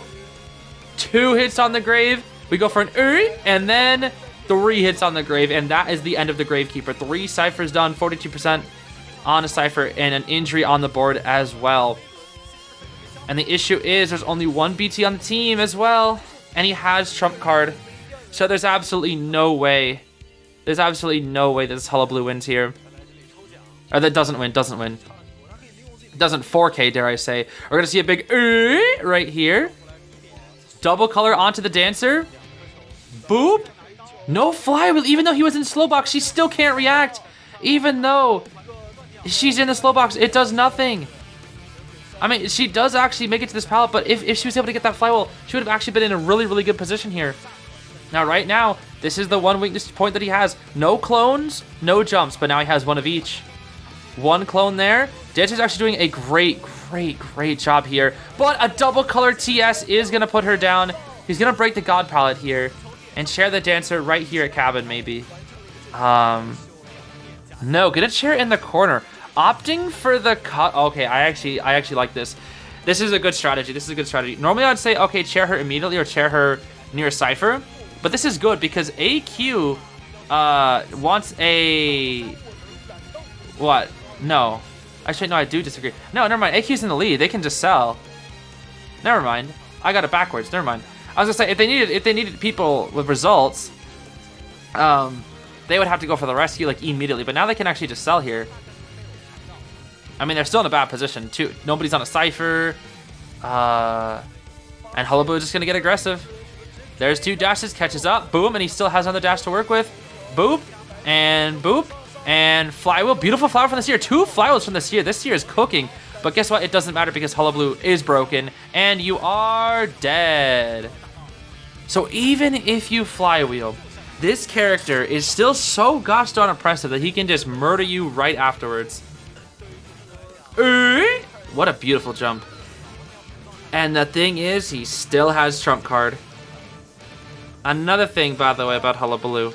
The clones reveal your location too. Lewis's last color, so you can't even use Lewis. Boop. You have to use Lewis. You have to use Lewis. No Lewis, because he was in red. He couldn't use Lewis. Cause why not? You know? Why bother creating a fair and balanced hunter when you could just put anybody red? You put somebody red and their entire character becomes relevant. Entire character becomes relevant. That's why another reason why we're going to see Dancer in round 1 more. I do think Dancer is a viable option.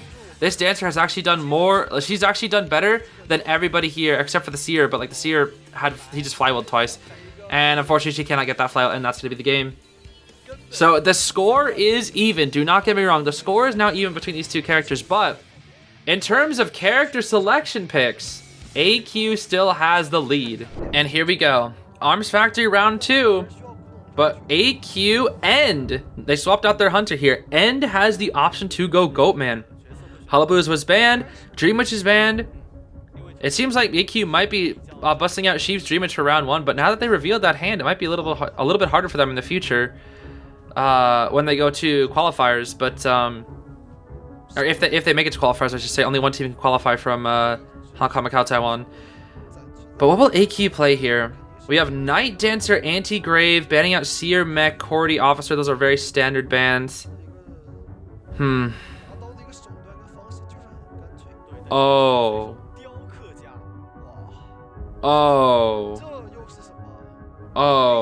I was not expecting that. You play Sculptor into 2 Rescuers? Nah, no, she can't 4K. There's no way. Why is AQ playing nothing but non-meta? They don't have a Goat or a Hulla? Like the most broken on top of broken hunters? They're playing niche Sculptor? I mean, listen, Sculptor cooks in NAEU and that's it. Because NAEU, again, like has a huge skill issue versus Sculptor. Everybody just like can't seem to do anything against Sculptor. I don't know what it is. Every time I watch a Sculptor on NAEU, if they're S badge, they cook. They like get 4K every time. But in different regions, I just don't know. I guess we'll see. But playing Sculptor and 2 Rescuers, I just don't know. Now let's see here. We are going to be seeing Flywheel Knight once again. I mean, he is a secondary rescuer, so I think that's fine. I think if Knight is the solo rescuer, he probably should have a Tide Turner. But if he is a secondary rescuer, I think Flywheel is going to be fine for him. We just see a full kite build Dancer, Tide, borrowed Grave, and then Flywheel borrowed on this Anti here, who they still have yet to fix. And use her correct artwork. She unfortunately does not have her correct render. See, all these characters are rendered, but she just has like her little 2D artwork, like release thing, or like 2D model reference thing. She has that. It's so goofy. And then Sculptor gonna be rocking the Confined Space Trump Card Blink, and the Comety Moon crossover skin as well. I actually don't really get to see people play with this skin too often. I kind of like the chair. The chair actually looks really cool. Oh, and the little spider. Wait, is that supposed to be Violetta? No way, right? She has a little spider on her chair. That's so cute. I never noticed that. Aww. That's so cute. Look at the statues too. Oh wow, early statue. Sheesh. That's really good. Oh, Palace Sun. Hey, dancer free Palace Sun moment. That's fine. Another reason why dance is good. Sets up another slow box here. Ooh, look at the speed of the Sculptor moving so gosh darn slow. And the dancer gets chipped again. Oh, maybe Hong Kong, Macau, Taiwan has a skill issue. Another chip? Nah, bro. Hong Kong, Macau, Taiwan has a skill issue versus Sculptor too. Is she dead? She's dead? 4 chips in a row. 4 chips in a row. This dancer needs to lay off the potato chips because what is going on? 4 chips in a row? What happened? What happened? You had 2 slow boxes in factory and you died to a Sculptor that quick? I mean, I would too. I would die in 30 seconds. I can't kite Sculptor. I'll admit, I can't kite Sculptor at all. I'll admit, I'm trash at kiting Sculptor. But you're in Koa. There's a difference. I feel like I'll admit. Oh, sorry. I'll admit I have 100% skill versus Sculptor. I'm not gonna say that. I suck versus Sculptor. But when you're in Koa, the standards are higher. I mean, don't get me wrong. End Sculptor is good. Like those statue placements, they got those hits for a reason.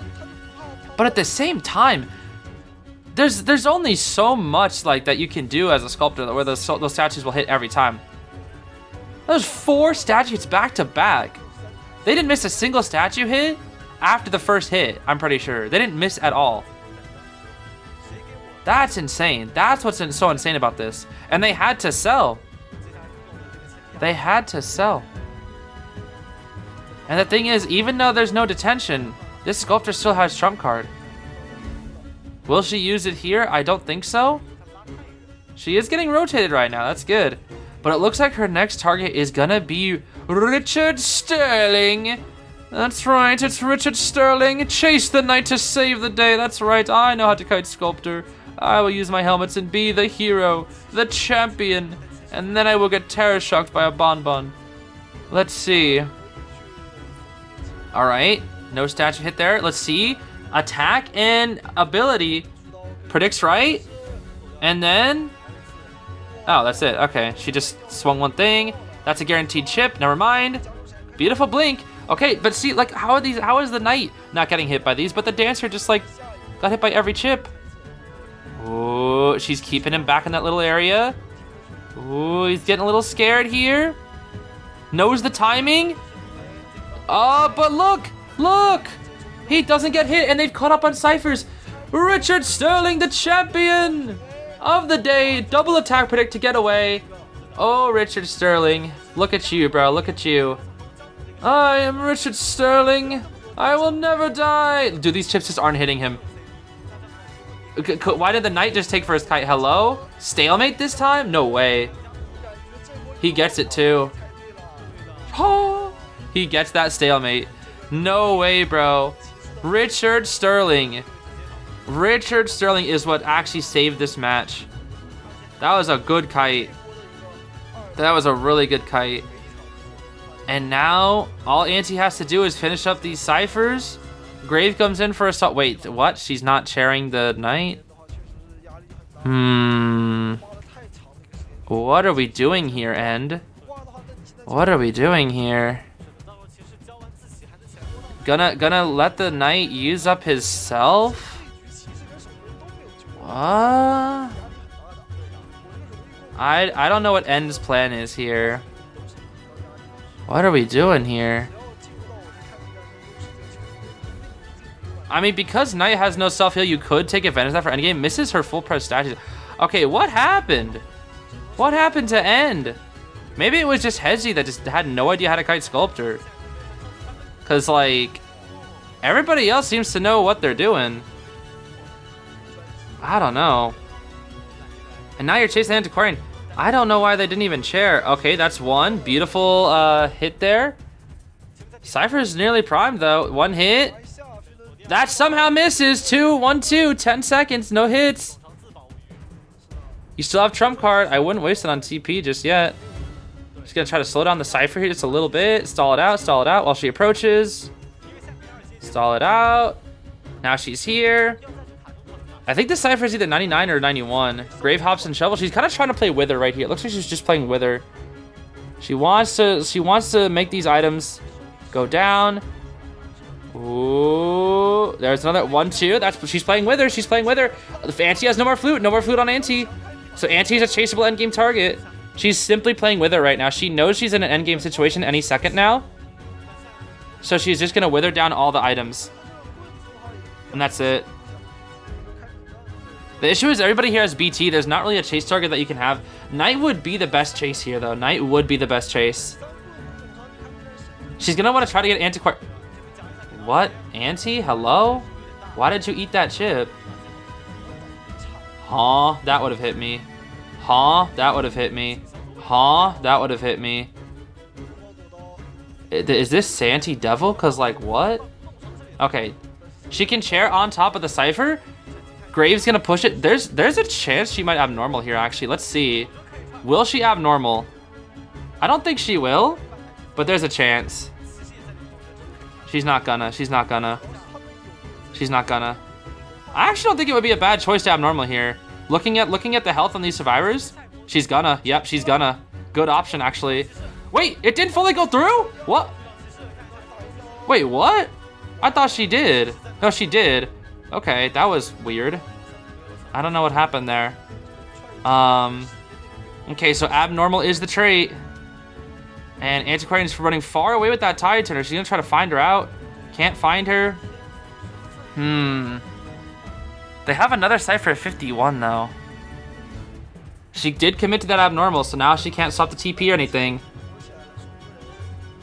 She knows the Knight is because she can use the full price statues to find him. And if she can get the Knight down, she knows he has no self-heal. That could be very dangerous. If she gets a full price statue on the Knight here, let's see. Full price statue on Knight. Richard Sterling's not falling for it, though. Richard Sterling, the champion. I will not fall for such shenanigans. Now we're chasing the Gravekeeper. She has no statues, though. She has no statues and is completely lost. Knight's gonna go heal up the Antiquarian. Dang, these are some long games. These are some long games. Sheesh. Okay, Graves pushing the Cypher. This Grave isn't doing really well. I think he loses his shovel here, though. Yeah, he like guaranteed loses that shovel. Yep, so now he only has one shovel left. Ooh, wait. Oh, he has a fraction of a shovel left. Wait, she's played complete Wither. And has played complete Wither, so the Spiders barely have any items. The abnormal is back as well. She's just not letting them do these ciphers. And there's the chest. Guaranteed hit on the grave. That's a chip. They get the heal. They do the heal strat too. See how they've healed both at the same time? That's because they both primed their heals, so they didn't want to let the hunter know that they were healing. And not like rotating or decoding or something. So that in terms of health, they're in a decent position here. She abnormals this cipher. So this one's at 32. The other one's at 60. So now she has a little more leeway, only protecting mid cipher here. Is she really just gonna wither them down and only kill them with statues? Is that the goal? Is that even possible? I don't know. Antiquarian is her target here. Let's see. Oh, she literally she blocked her own statue from hitting. That's kind of funny. She actually blocked her own statue from hitting. Okay, but now Knight has started up a new cipher, so I think they should have done a long time ago. Chisel's a little too far, forcing the Knight off the cipher, also forcing the Grave off the cipher. She is keeping them off the ciphers as best she can. She is keeping them off these ciphers so well. The issue is Knight has no self-heal. If she can take advantage of that, it might be cooked. I have never seen a Sculptor wither this hard before successfully. Not once, bro, not once. Statues go crazy. Statues go crazy. Ooh. They're still not working on ciphers, and Knight finally goes down, and she can chair on mid cipher. Or over here, I guess? Okay, I guess that works. Oh yeah, Dancer died over there. She can't chair over there. Okay, so they heal up the Antiquarian here. I still can't believe I have never seen a Sculptor wither this hard before. And she has another abnormal ready for mid. Let's see it. Abnormal, bonk, take it down to like 40, 43. Dang, dude. I've never seen a Sculptor wither this hard successfully before. Never. Never in my life have I seen a Sculptor play this hard. I mean, maybe you guys have in the past when it came to like her when it was her prime, but I've never seen this level of Sculptor. And Sculptor's insane, dude. We have such high level players, man. These hunters. It's crazy because these are like surprise picks. These are hunter specialist surprise picks. They're not playing meta. And they're winning. They're winning by not playing meta. I mean, sure, it takes them forever. But they're playing slow and steady. And they're both at half, so nobody can rescue. No one can rescue the knight. And now N's gonna push the Cypher. What do you do? N just played Wither so well. She withered them out. There's the elbow pad. No item on either. No item on either. Scares the Antiquarian away. She goes far away from the Cypher, all while chasing the Grave. Yeah, this is insane, man. This is insane. They are somehow pushing it though. They are somehow they're both assigned to Cypher. Auntie's gonna keep pushing it. An abnormal is that she's gonna abnormal. Factory Cypher put it like maybe at best it's gonna go down to like 71 maybe. 68. So that was 12% or whatever it was at before. Was it 81 or 80? I don't even remember. Very little percent though. Very little percent there. And I think the last abnormal percentage is 6%. And then at that point there is no more. Like it only goes to 6. I think 6 is the absolute limit. So it's very small abnormal. She could she can just do this. She can sit on top of both Cyphers, but they're trying their best. But the Antiquarian goes down and that's it. Because now you can chase the Grave for free. She has self-heal, but you can chase the Grave for free now. And it's another thing that she can wither out. She's gonna wither out the Auntie's self-heal.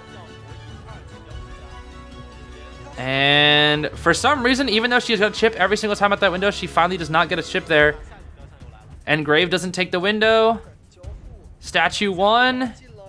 No more statues, but this should be a hit right here. She predicts the vault. She's going back for the Auntie though. Oh my gosh, dude. How? N knows the limit so well. And chips down the Grave with the full press statue. And now it's just Antiquarian who's gonna get pushed off the Cypher as well. And this time there's no self-heal to save her. The second she goes down here, it's over. No statues, but End is going back again. Knowing the limits of his character, knowing that if Auntie chases Shack it's too much. 6% down on the Cypher, goes from 78 to 72. But all you gotta do is go back for the Grave. No self-heal on either person. Watch it, no full prez. I've never seen, this is Sculptor pushed to her absolute limits, dude. This is her push to her absolute limits. Oh man. This is kind of insane.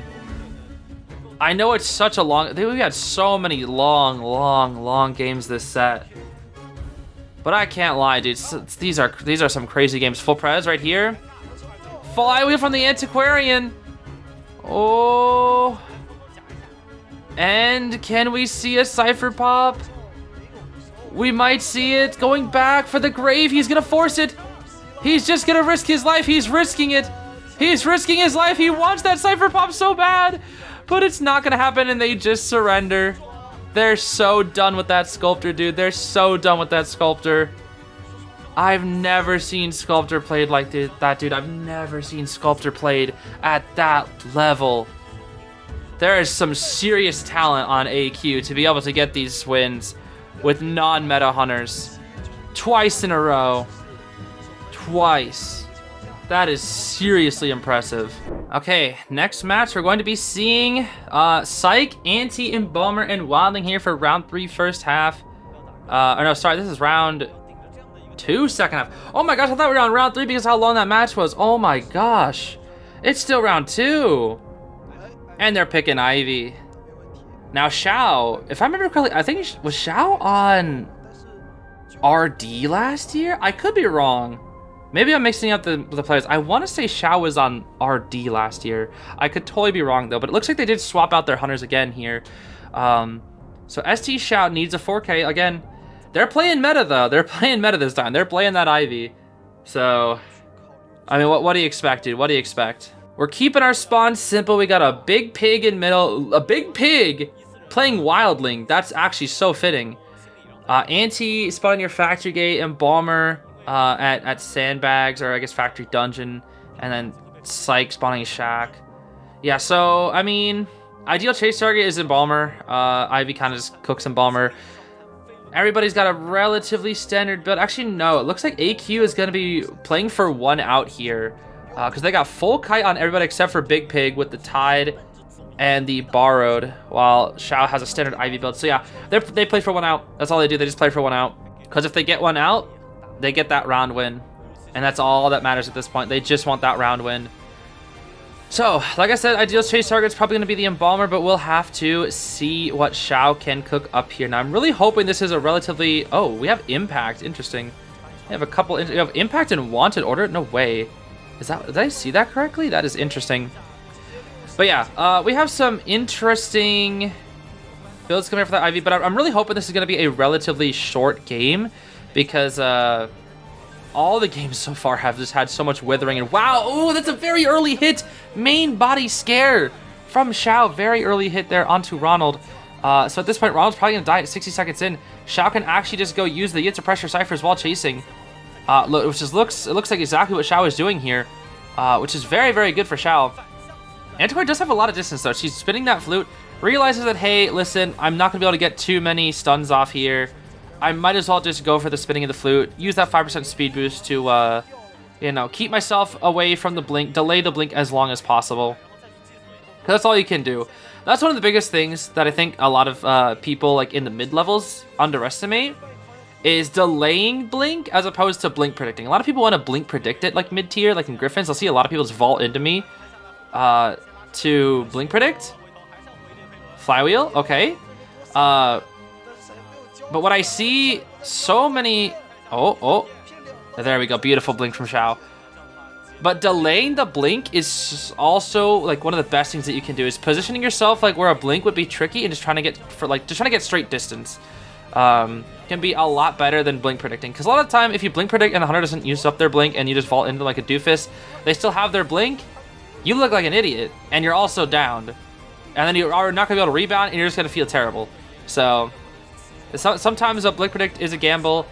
I would also say one of the best times, if you're gonna blink predict, only blink predict if you are at half health.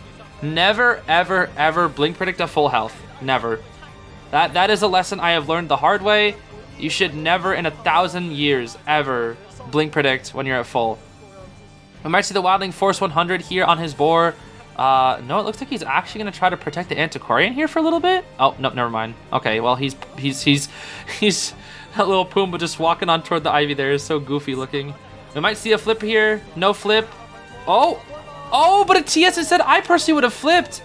Wildling actually tried to come in and save. But maybe he will try to harass here for a little bit. I mean, this is his first board ride. We do see a Psychologist getting pressured here, which is fine. She's going to be forced away. And look at that! And it hits the Wildling. Wait a minute, the Wildling support! Antiquarian gets away, and another re from the Wildling. I mean, he has no board for 60 seconds, but that doesn't matter. That does not matter at all. I mean, Anti is dead here to full pres. But she can't, that's not until she can be repossessed. And they heal the Wildling with the Psychologist Whistle. We're going to see reposition right here. Anti's cooked, guaranteed. Boop. She left just enough flute for a flip or a stun, which is really good. That's one thing you also want to do as Antiquarian is once you're out of spinning flute, you want to leave at least one little itty bitty % for a jump or a stun. That is one of the best things that you can do. That, and it also just lets the hunter know that you still have flute, because sometimes if you spin for a long time, the hunter doesn't know exactly how much flute you have remaining. And if you still have that flute, it can be really helpful, unless you're Chao Ling and you can't tell anyways, because pay to win, I guess. So yeah, Wildling comes to get the rescue here.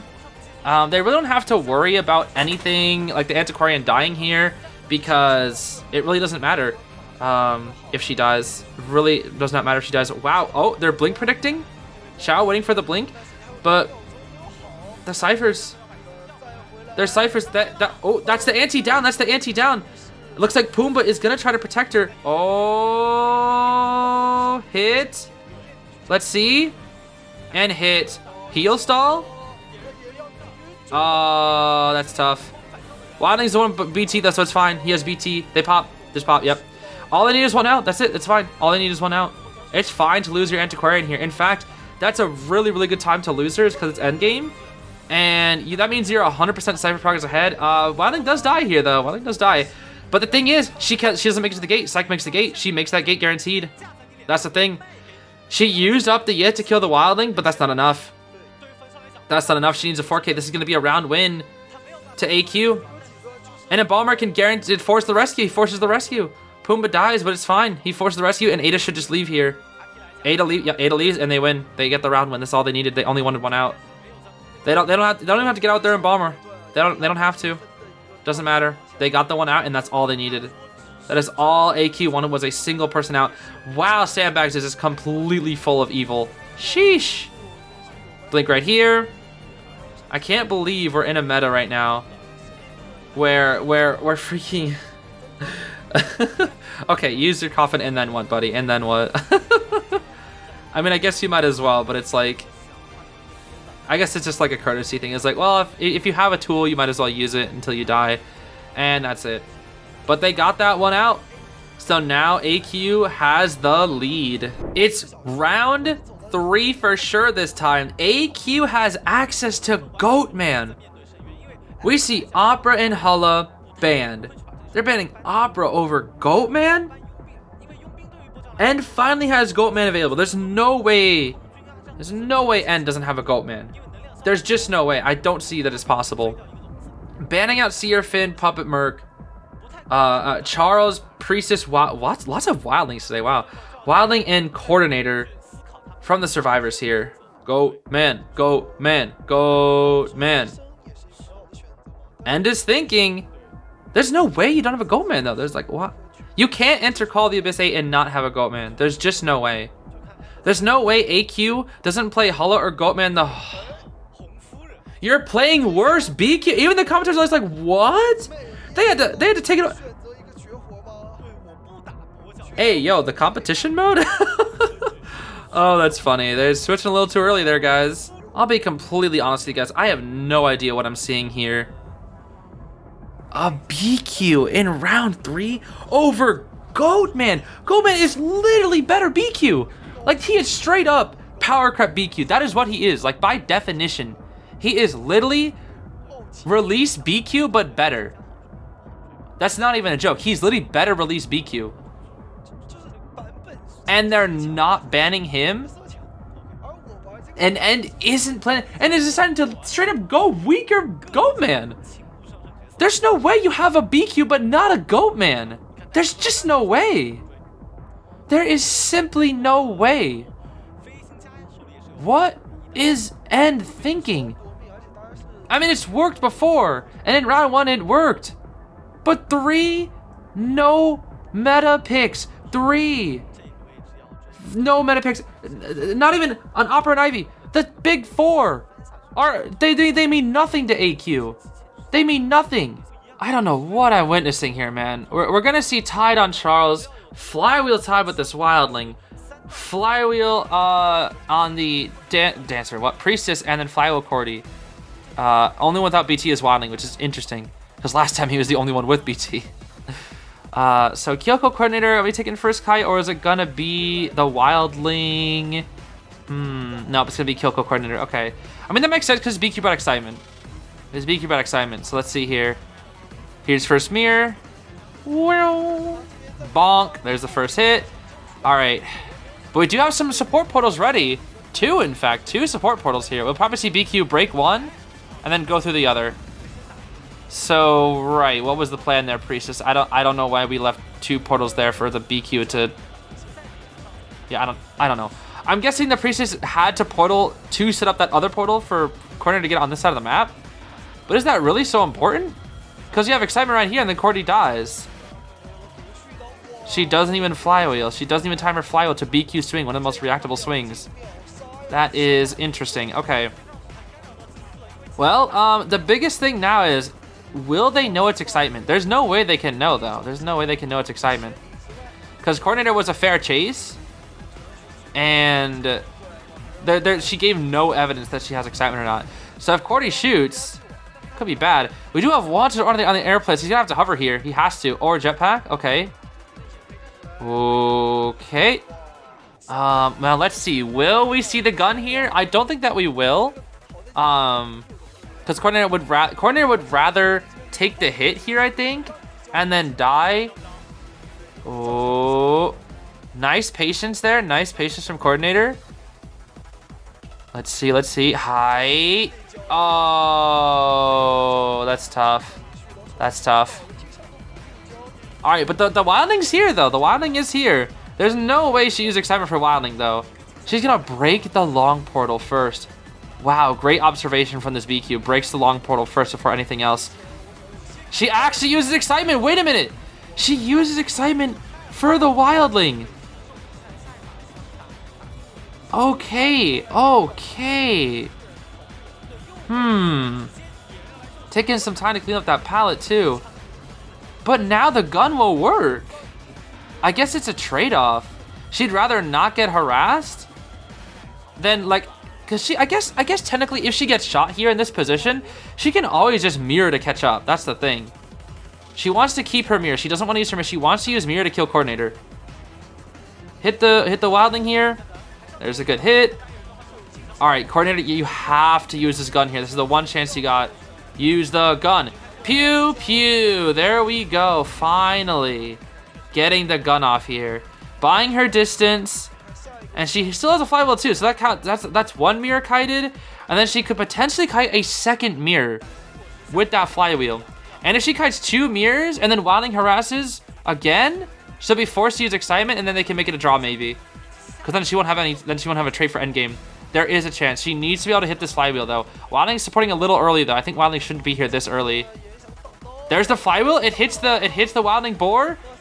Ooh, okay. Once again, Wildling, you're here very early. Ooh, watch it. It hits the Wildling bore, and now he can't harass. It means he can't force that excitement, which means she might have trade for endgame. Wildling's here a little too early. Now he's going to have to straight body block with his life. What are they planning here? What are they planning? Let's see the lineup. Wildling. Wait, Wildling's going to die before. He's going to get hit before. Wait, but the flywheel. Beautiful flywheel from the Wildling. And now down he goes. But can Coordinator somehow kite a raw mirror? There's just no way. There's no way to raw kite this mirror. She's hiding it out. But End saw through that little corner. She saw. Ooh, swap. Cooked. If only the Wildling was here to force the excitement, because now she's going to have that trade for endgame. I mean, well played on ST with that support. But Wildling's right here. She's going to try to pressure the Cypher. Airplanes will likely just pop here. He should just pop. Pop. There's the pop. Okay, beautiful. Should be a draw. Should be a draw. So finally, after all this time, it appears that End will not be able to clutch out some crazy fork. Oh. Wait, but the flywheel into the long portal? Wait! Oh, End. Wait a minute, End. Wait a minute. 15 seconds. That's a 3. That's a 3. That's a guaranteed 3. That's a guaranteed 3. Mirror won't be ready. And this is why you don't play BQ. It finally caught up. It finally caught up to End. Wait. A draw? The Wildling will... There's no way the Wildling will have that crawl speed. There's no way. There's no way. Somehow they made that? Why? That doesn't make any sense. The gate should have been open. Why? What was it? Because of the Priestess long portal? Or the Priestess portal helping End get there in time? But they needed the portals to get there in the first place.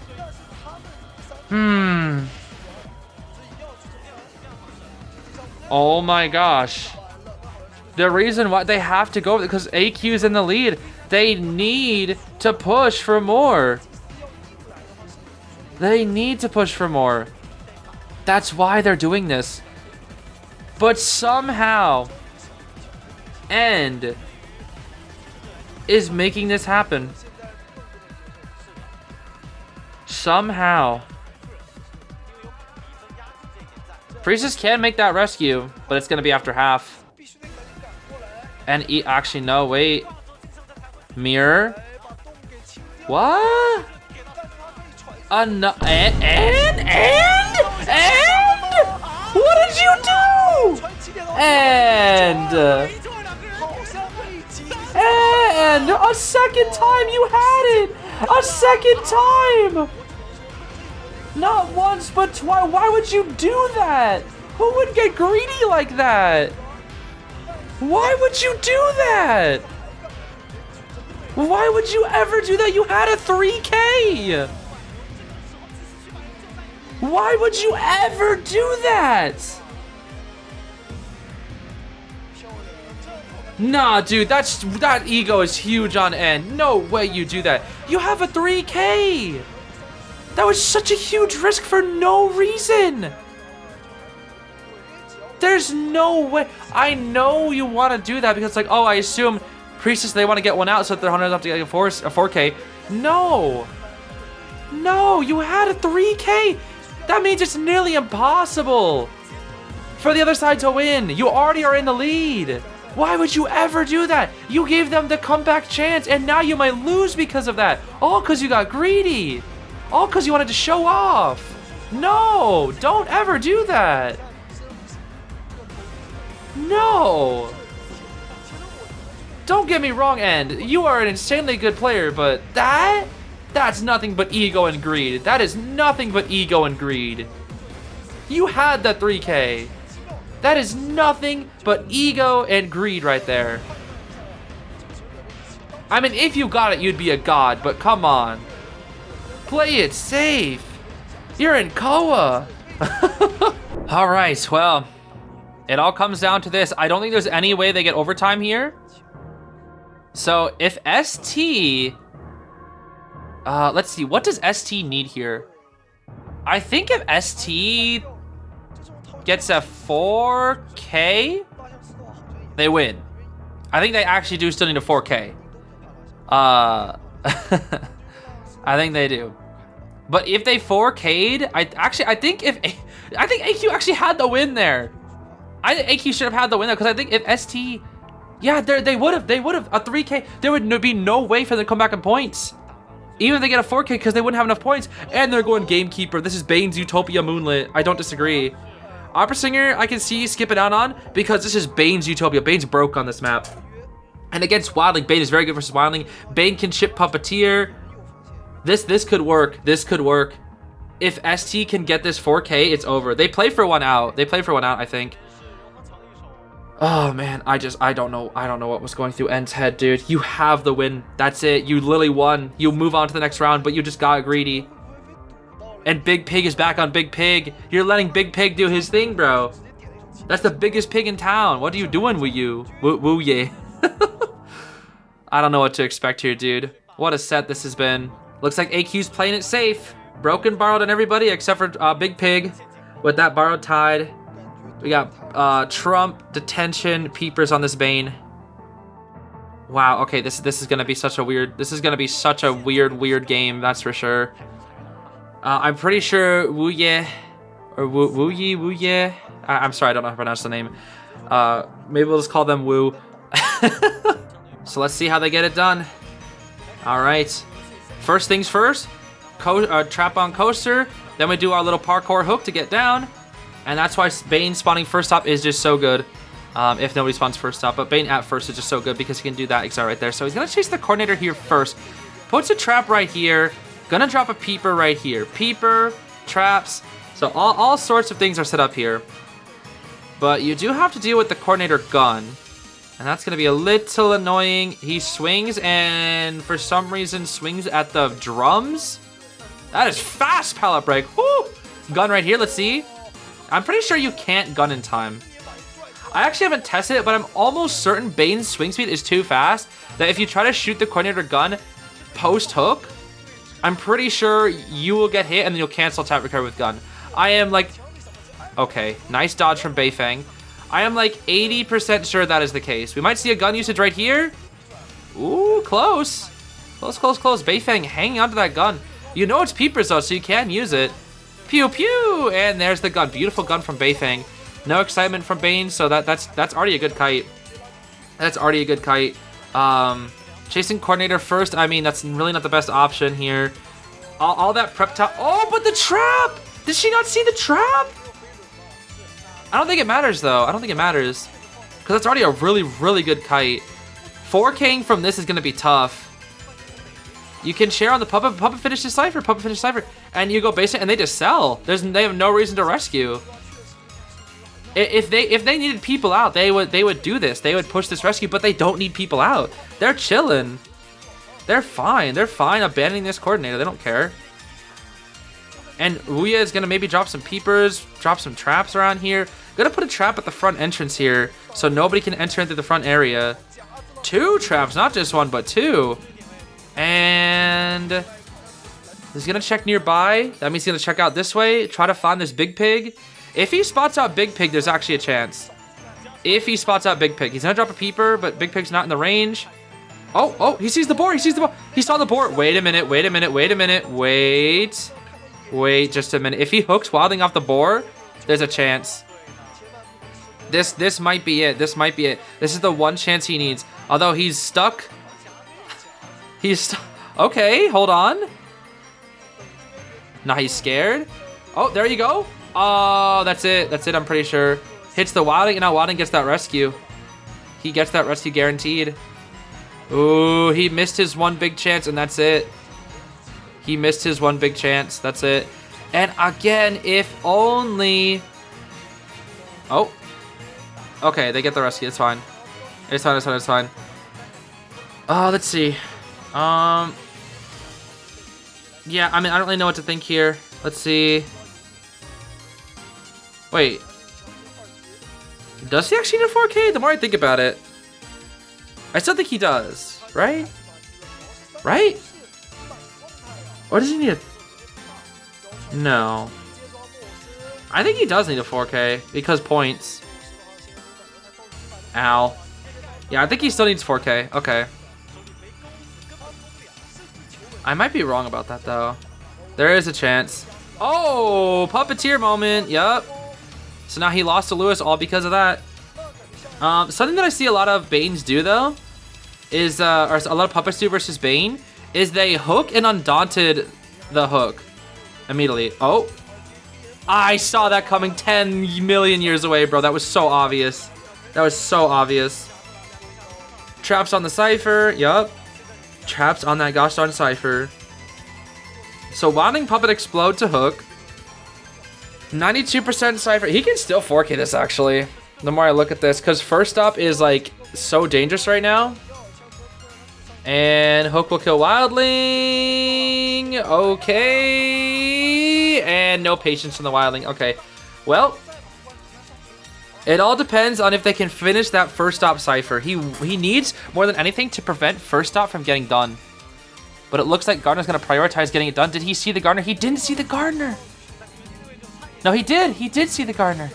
She's going to use Bubble to pop the thing and push it to finish it. Ooh, does she make it in time? She does. She makes it in time. And she's going to get the rescue too. All because he didn't get there a little earlier. If he did, the Bubble saving them in this game. But a TS, it doesn't matter. Borrow time, pop.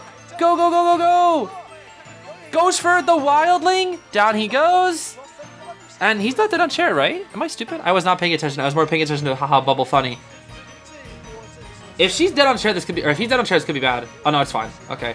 Gardner waits mid. And if he TPs, Gardner gets rescue. It's fine. Because again, I think they just need one out. I'm pretty sure they just need one out. She's tiptoeing, tiptoeing, tiptoeing. Ooh, spots out the Emma. Swings at a lamppost for some reason. And there's the Gardner. Gets a pallet stun. It's nice. I'm pretty sure all they need is that one though. Tia's just sitting there waiting. Bubble. Wait a minute, Dungeon's there, Dungeon's there! Dungeon's there! Nah, she doesn't make it. If she had Flywheel, maybe. Oh? Nah, she doesn't make it, okay. So, does Puppet go for it though? Nah, he's gonna drag her so far. He can do the drag strat, he can do the drag strat. He can literally drop her here. Drop her here, and then trap, and then force her to go and trap? Nah, okay, he's just gonna chair out here. Okay, Puppeteer's coming for it. I think he might need to go for it. It looks like he needs to. It looks like he needs to. I mean, he has 2 Lewises. One's detention runs out. It all comes down to this. Can Puppeteer oh, the crows. And detention's not out. Oh, that's so cooked. Undaunted, dead. Wait, so ST wins. Wait. Oh, and... Oh, I know. Oh. Oh. There's no way that nothing but greed lost them that set. I am sorry. I guess they needed a draw. There's no way that they lost because of greed. They lost just because of greed. That's it. That's the only reason they lost is because N got greedy. That is it. The greed lost them the set and lost them their chance at Koa Regional or at Koa group stage. That's insane, man. And such a talented team winning that hard with non-meta. Just for this to happen in the end. That I actually feel real bad for AQ, man. 2 sad sets. Two strong teams eliminated. But I mean, congratulations to the winners, man. Everybody played so well today. What incredible sets were played today. Several weird mistakes, but really good sets. Really good plays. Really talented players overall.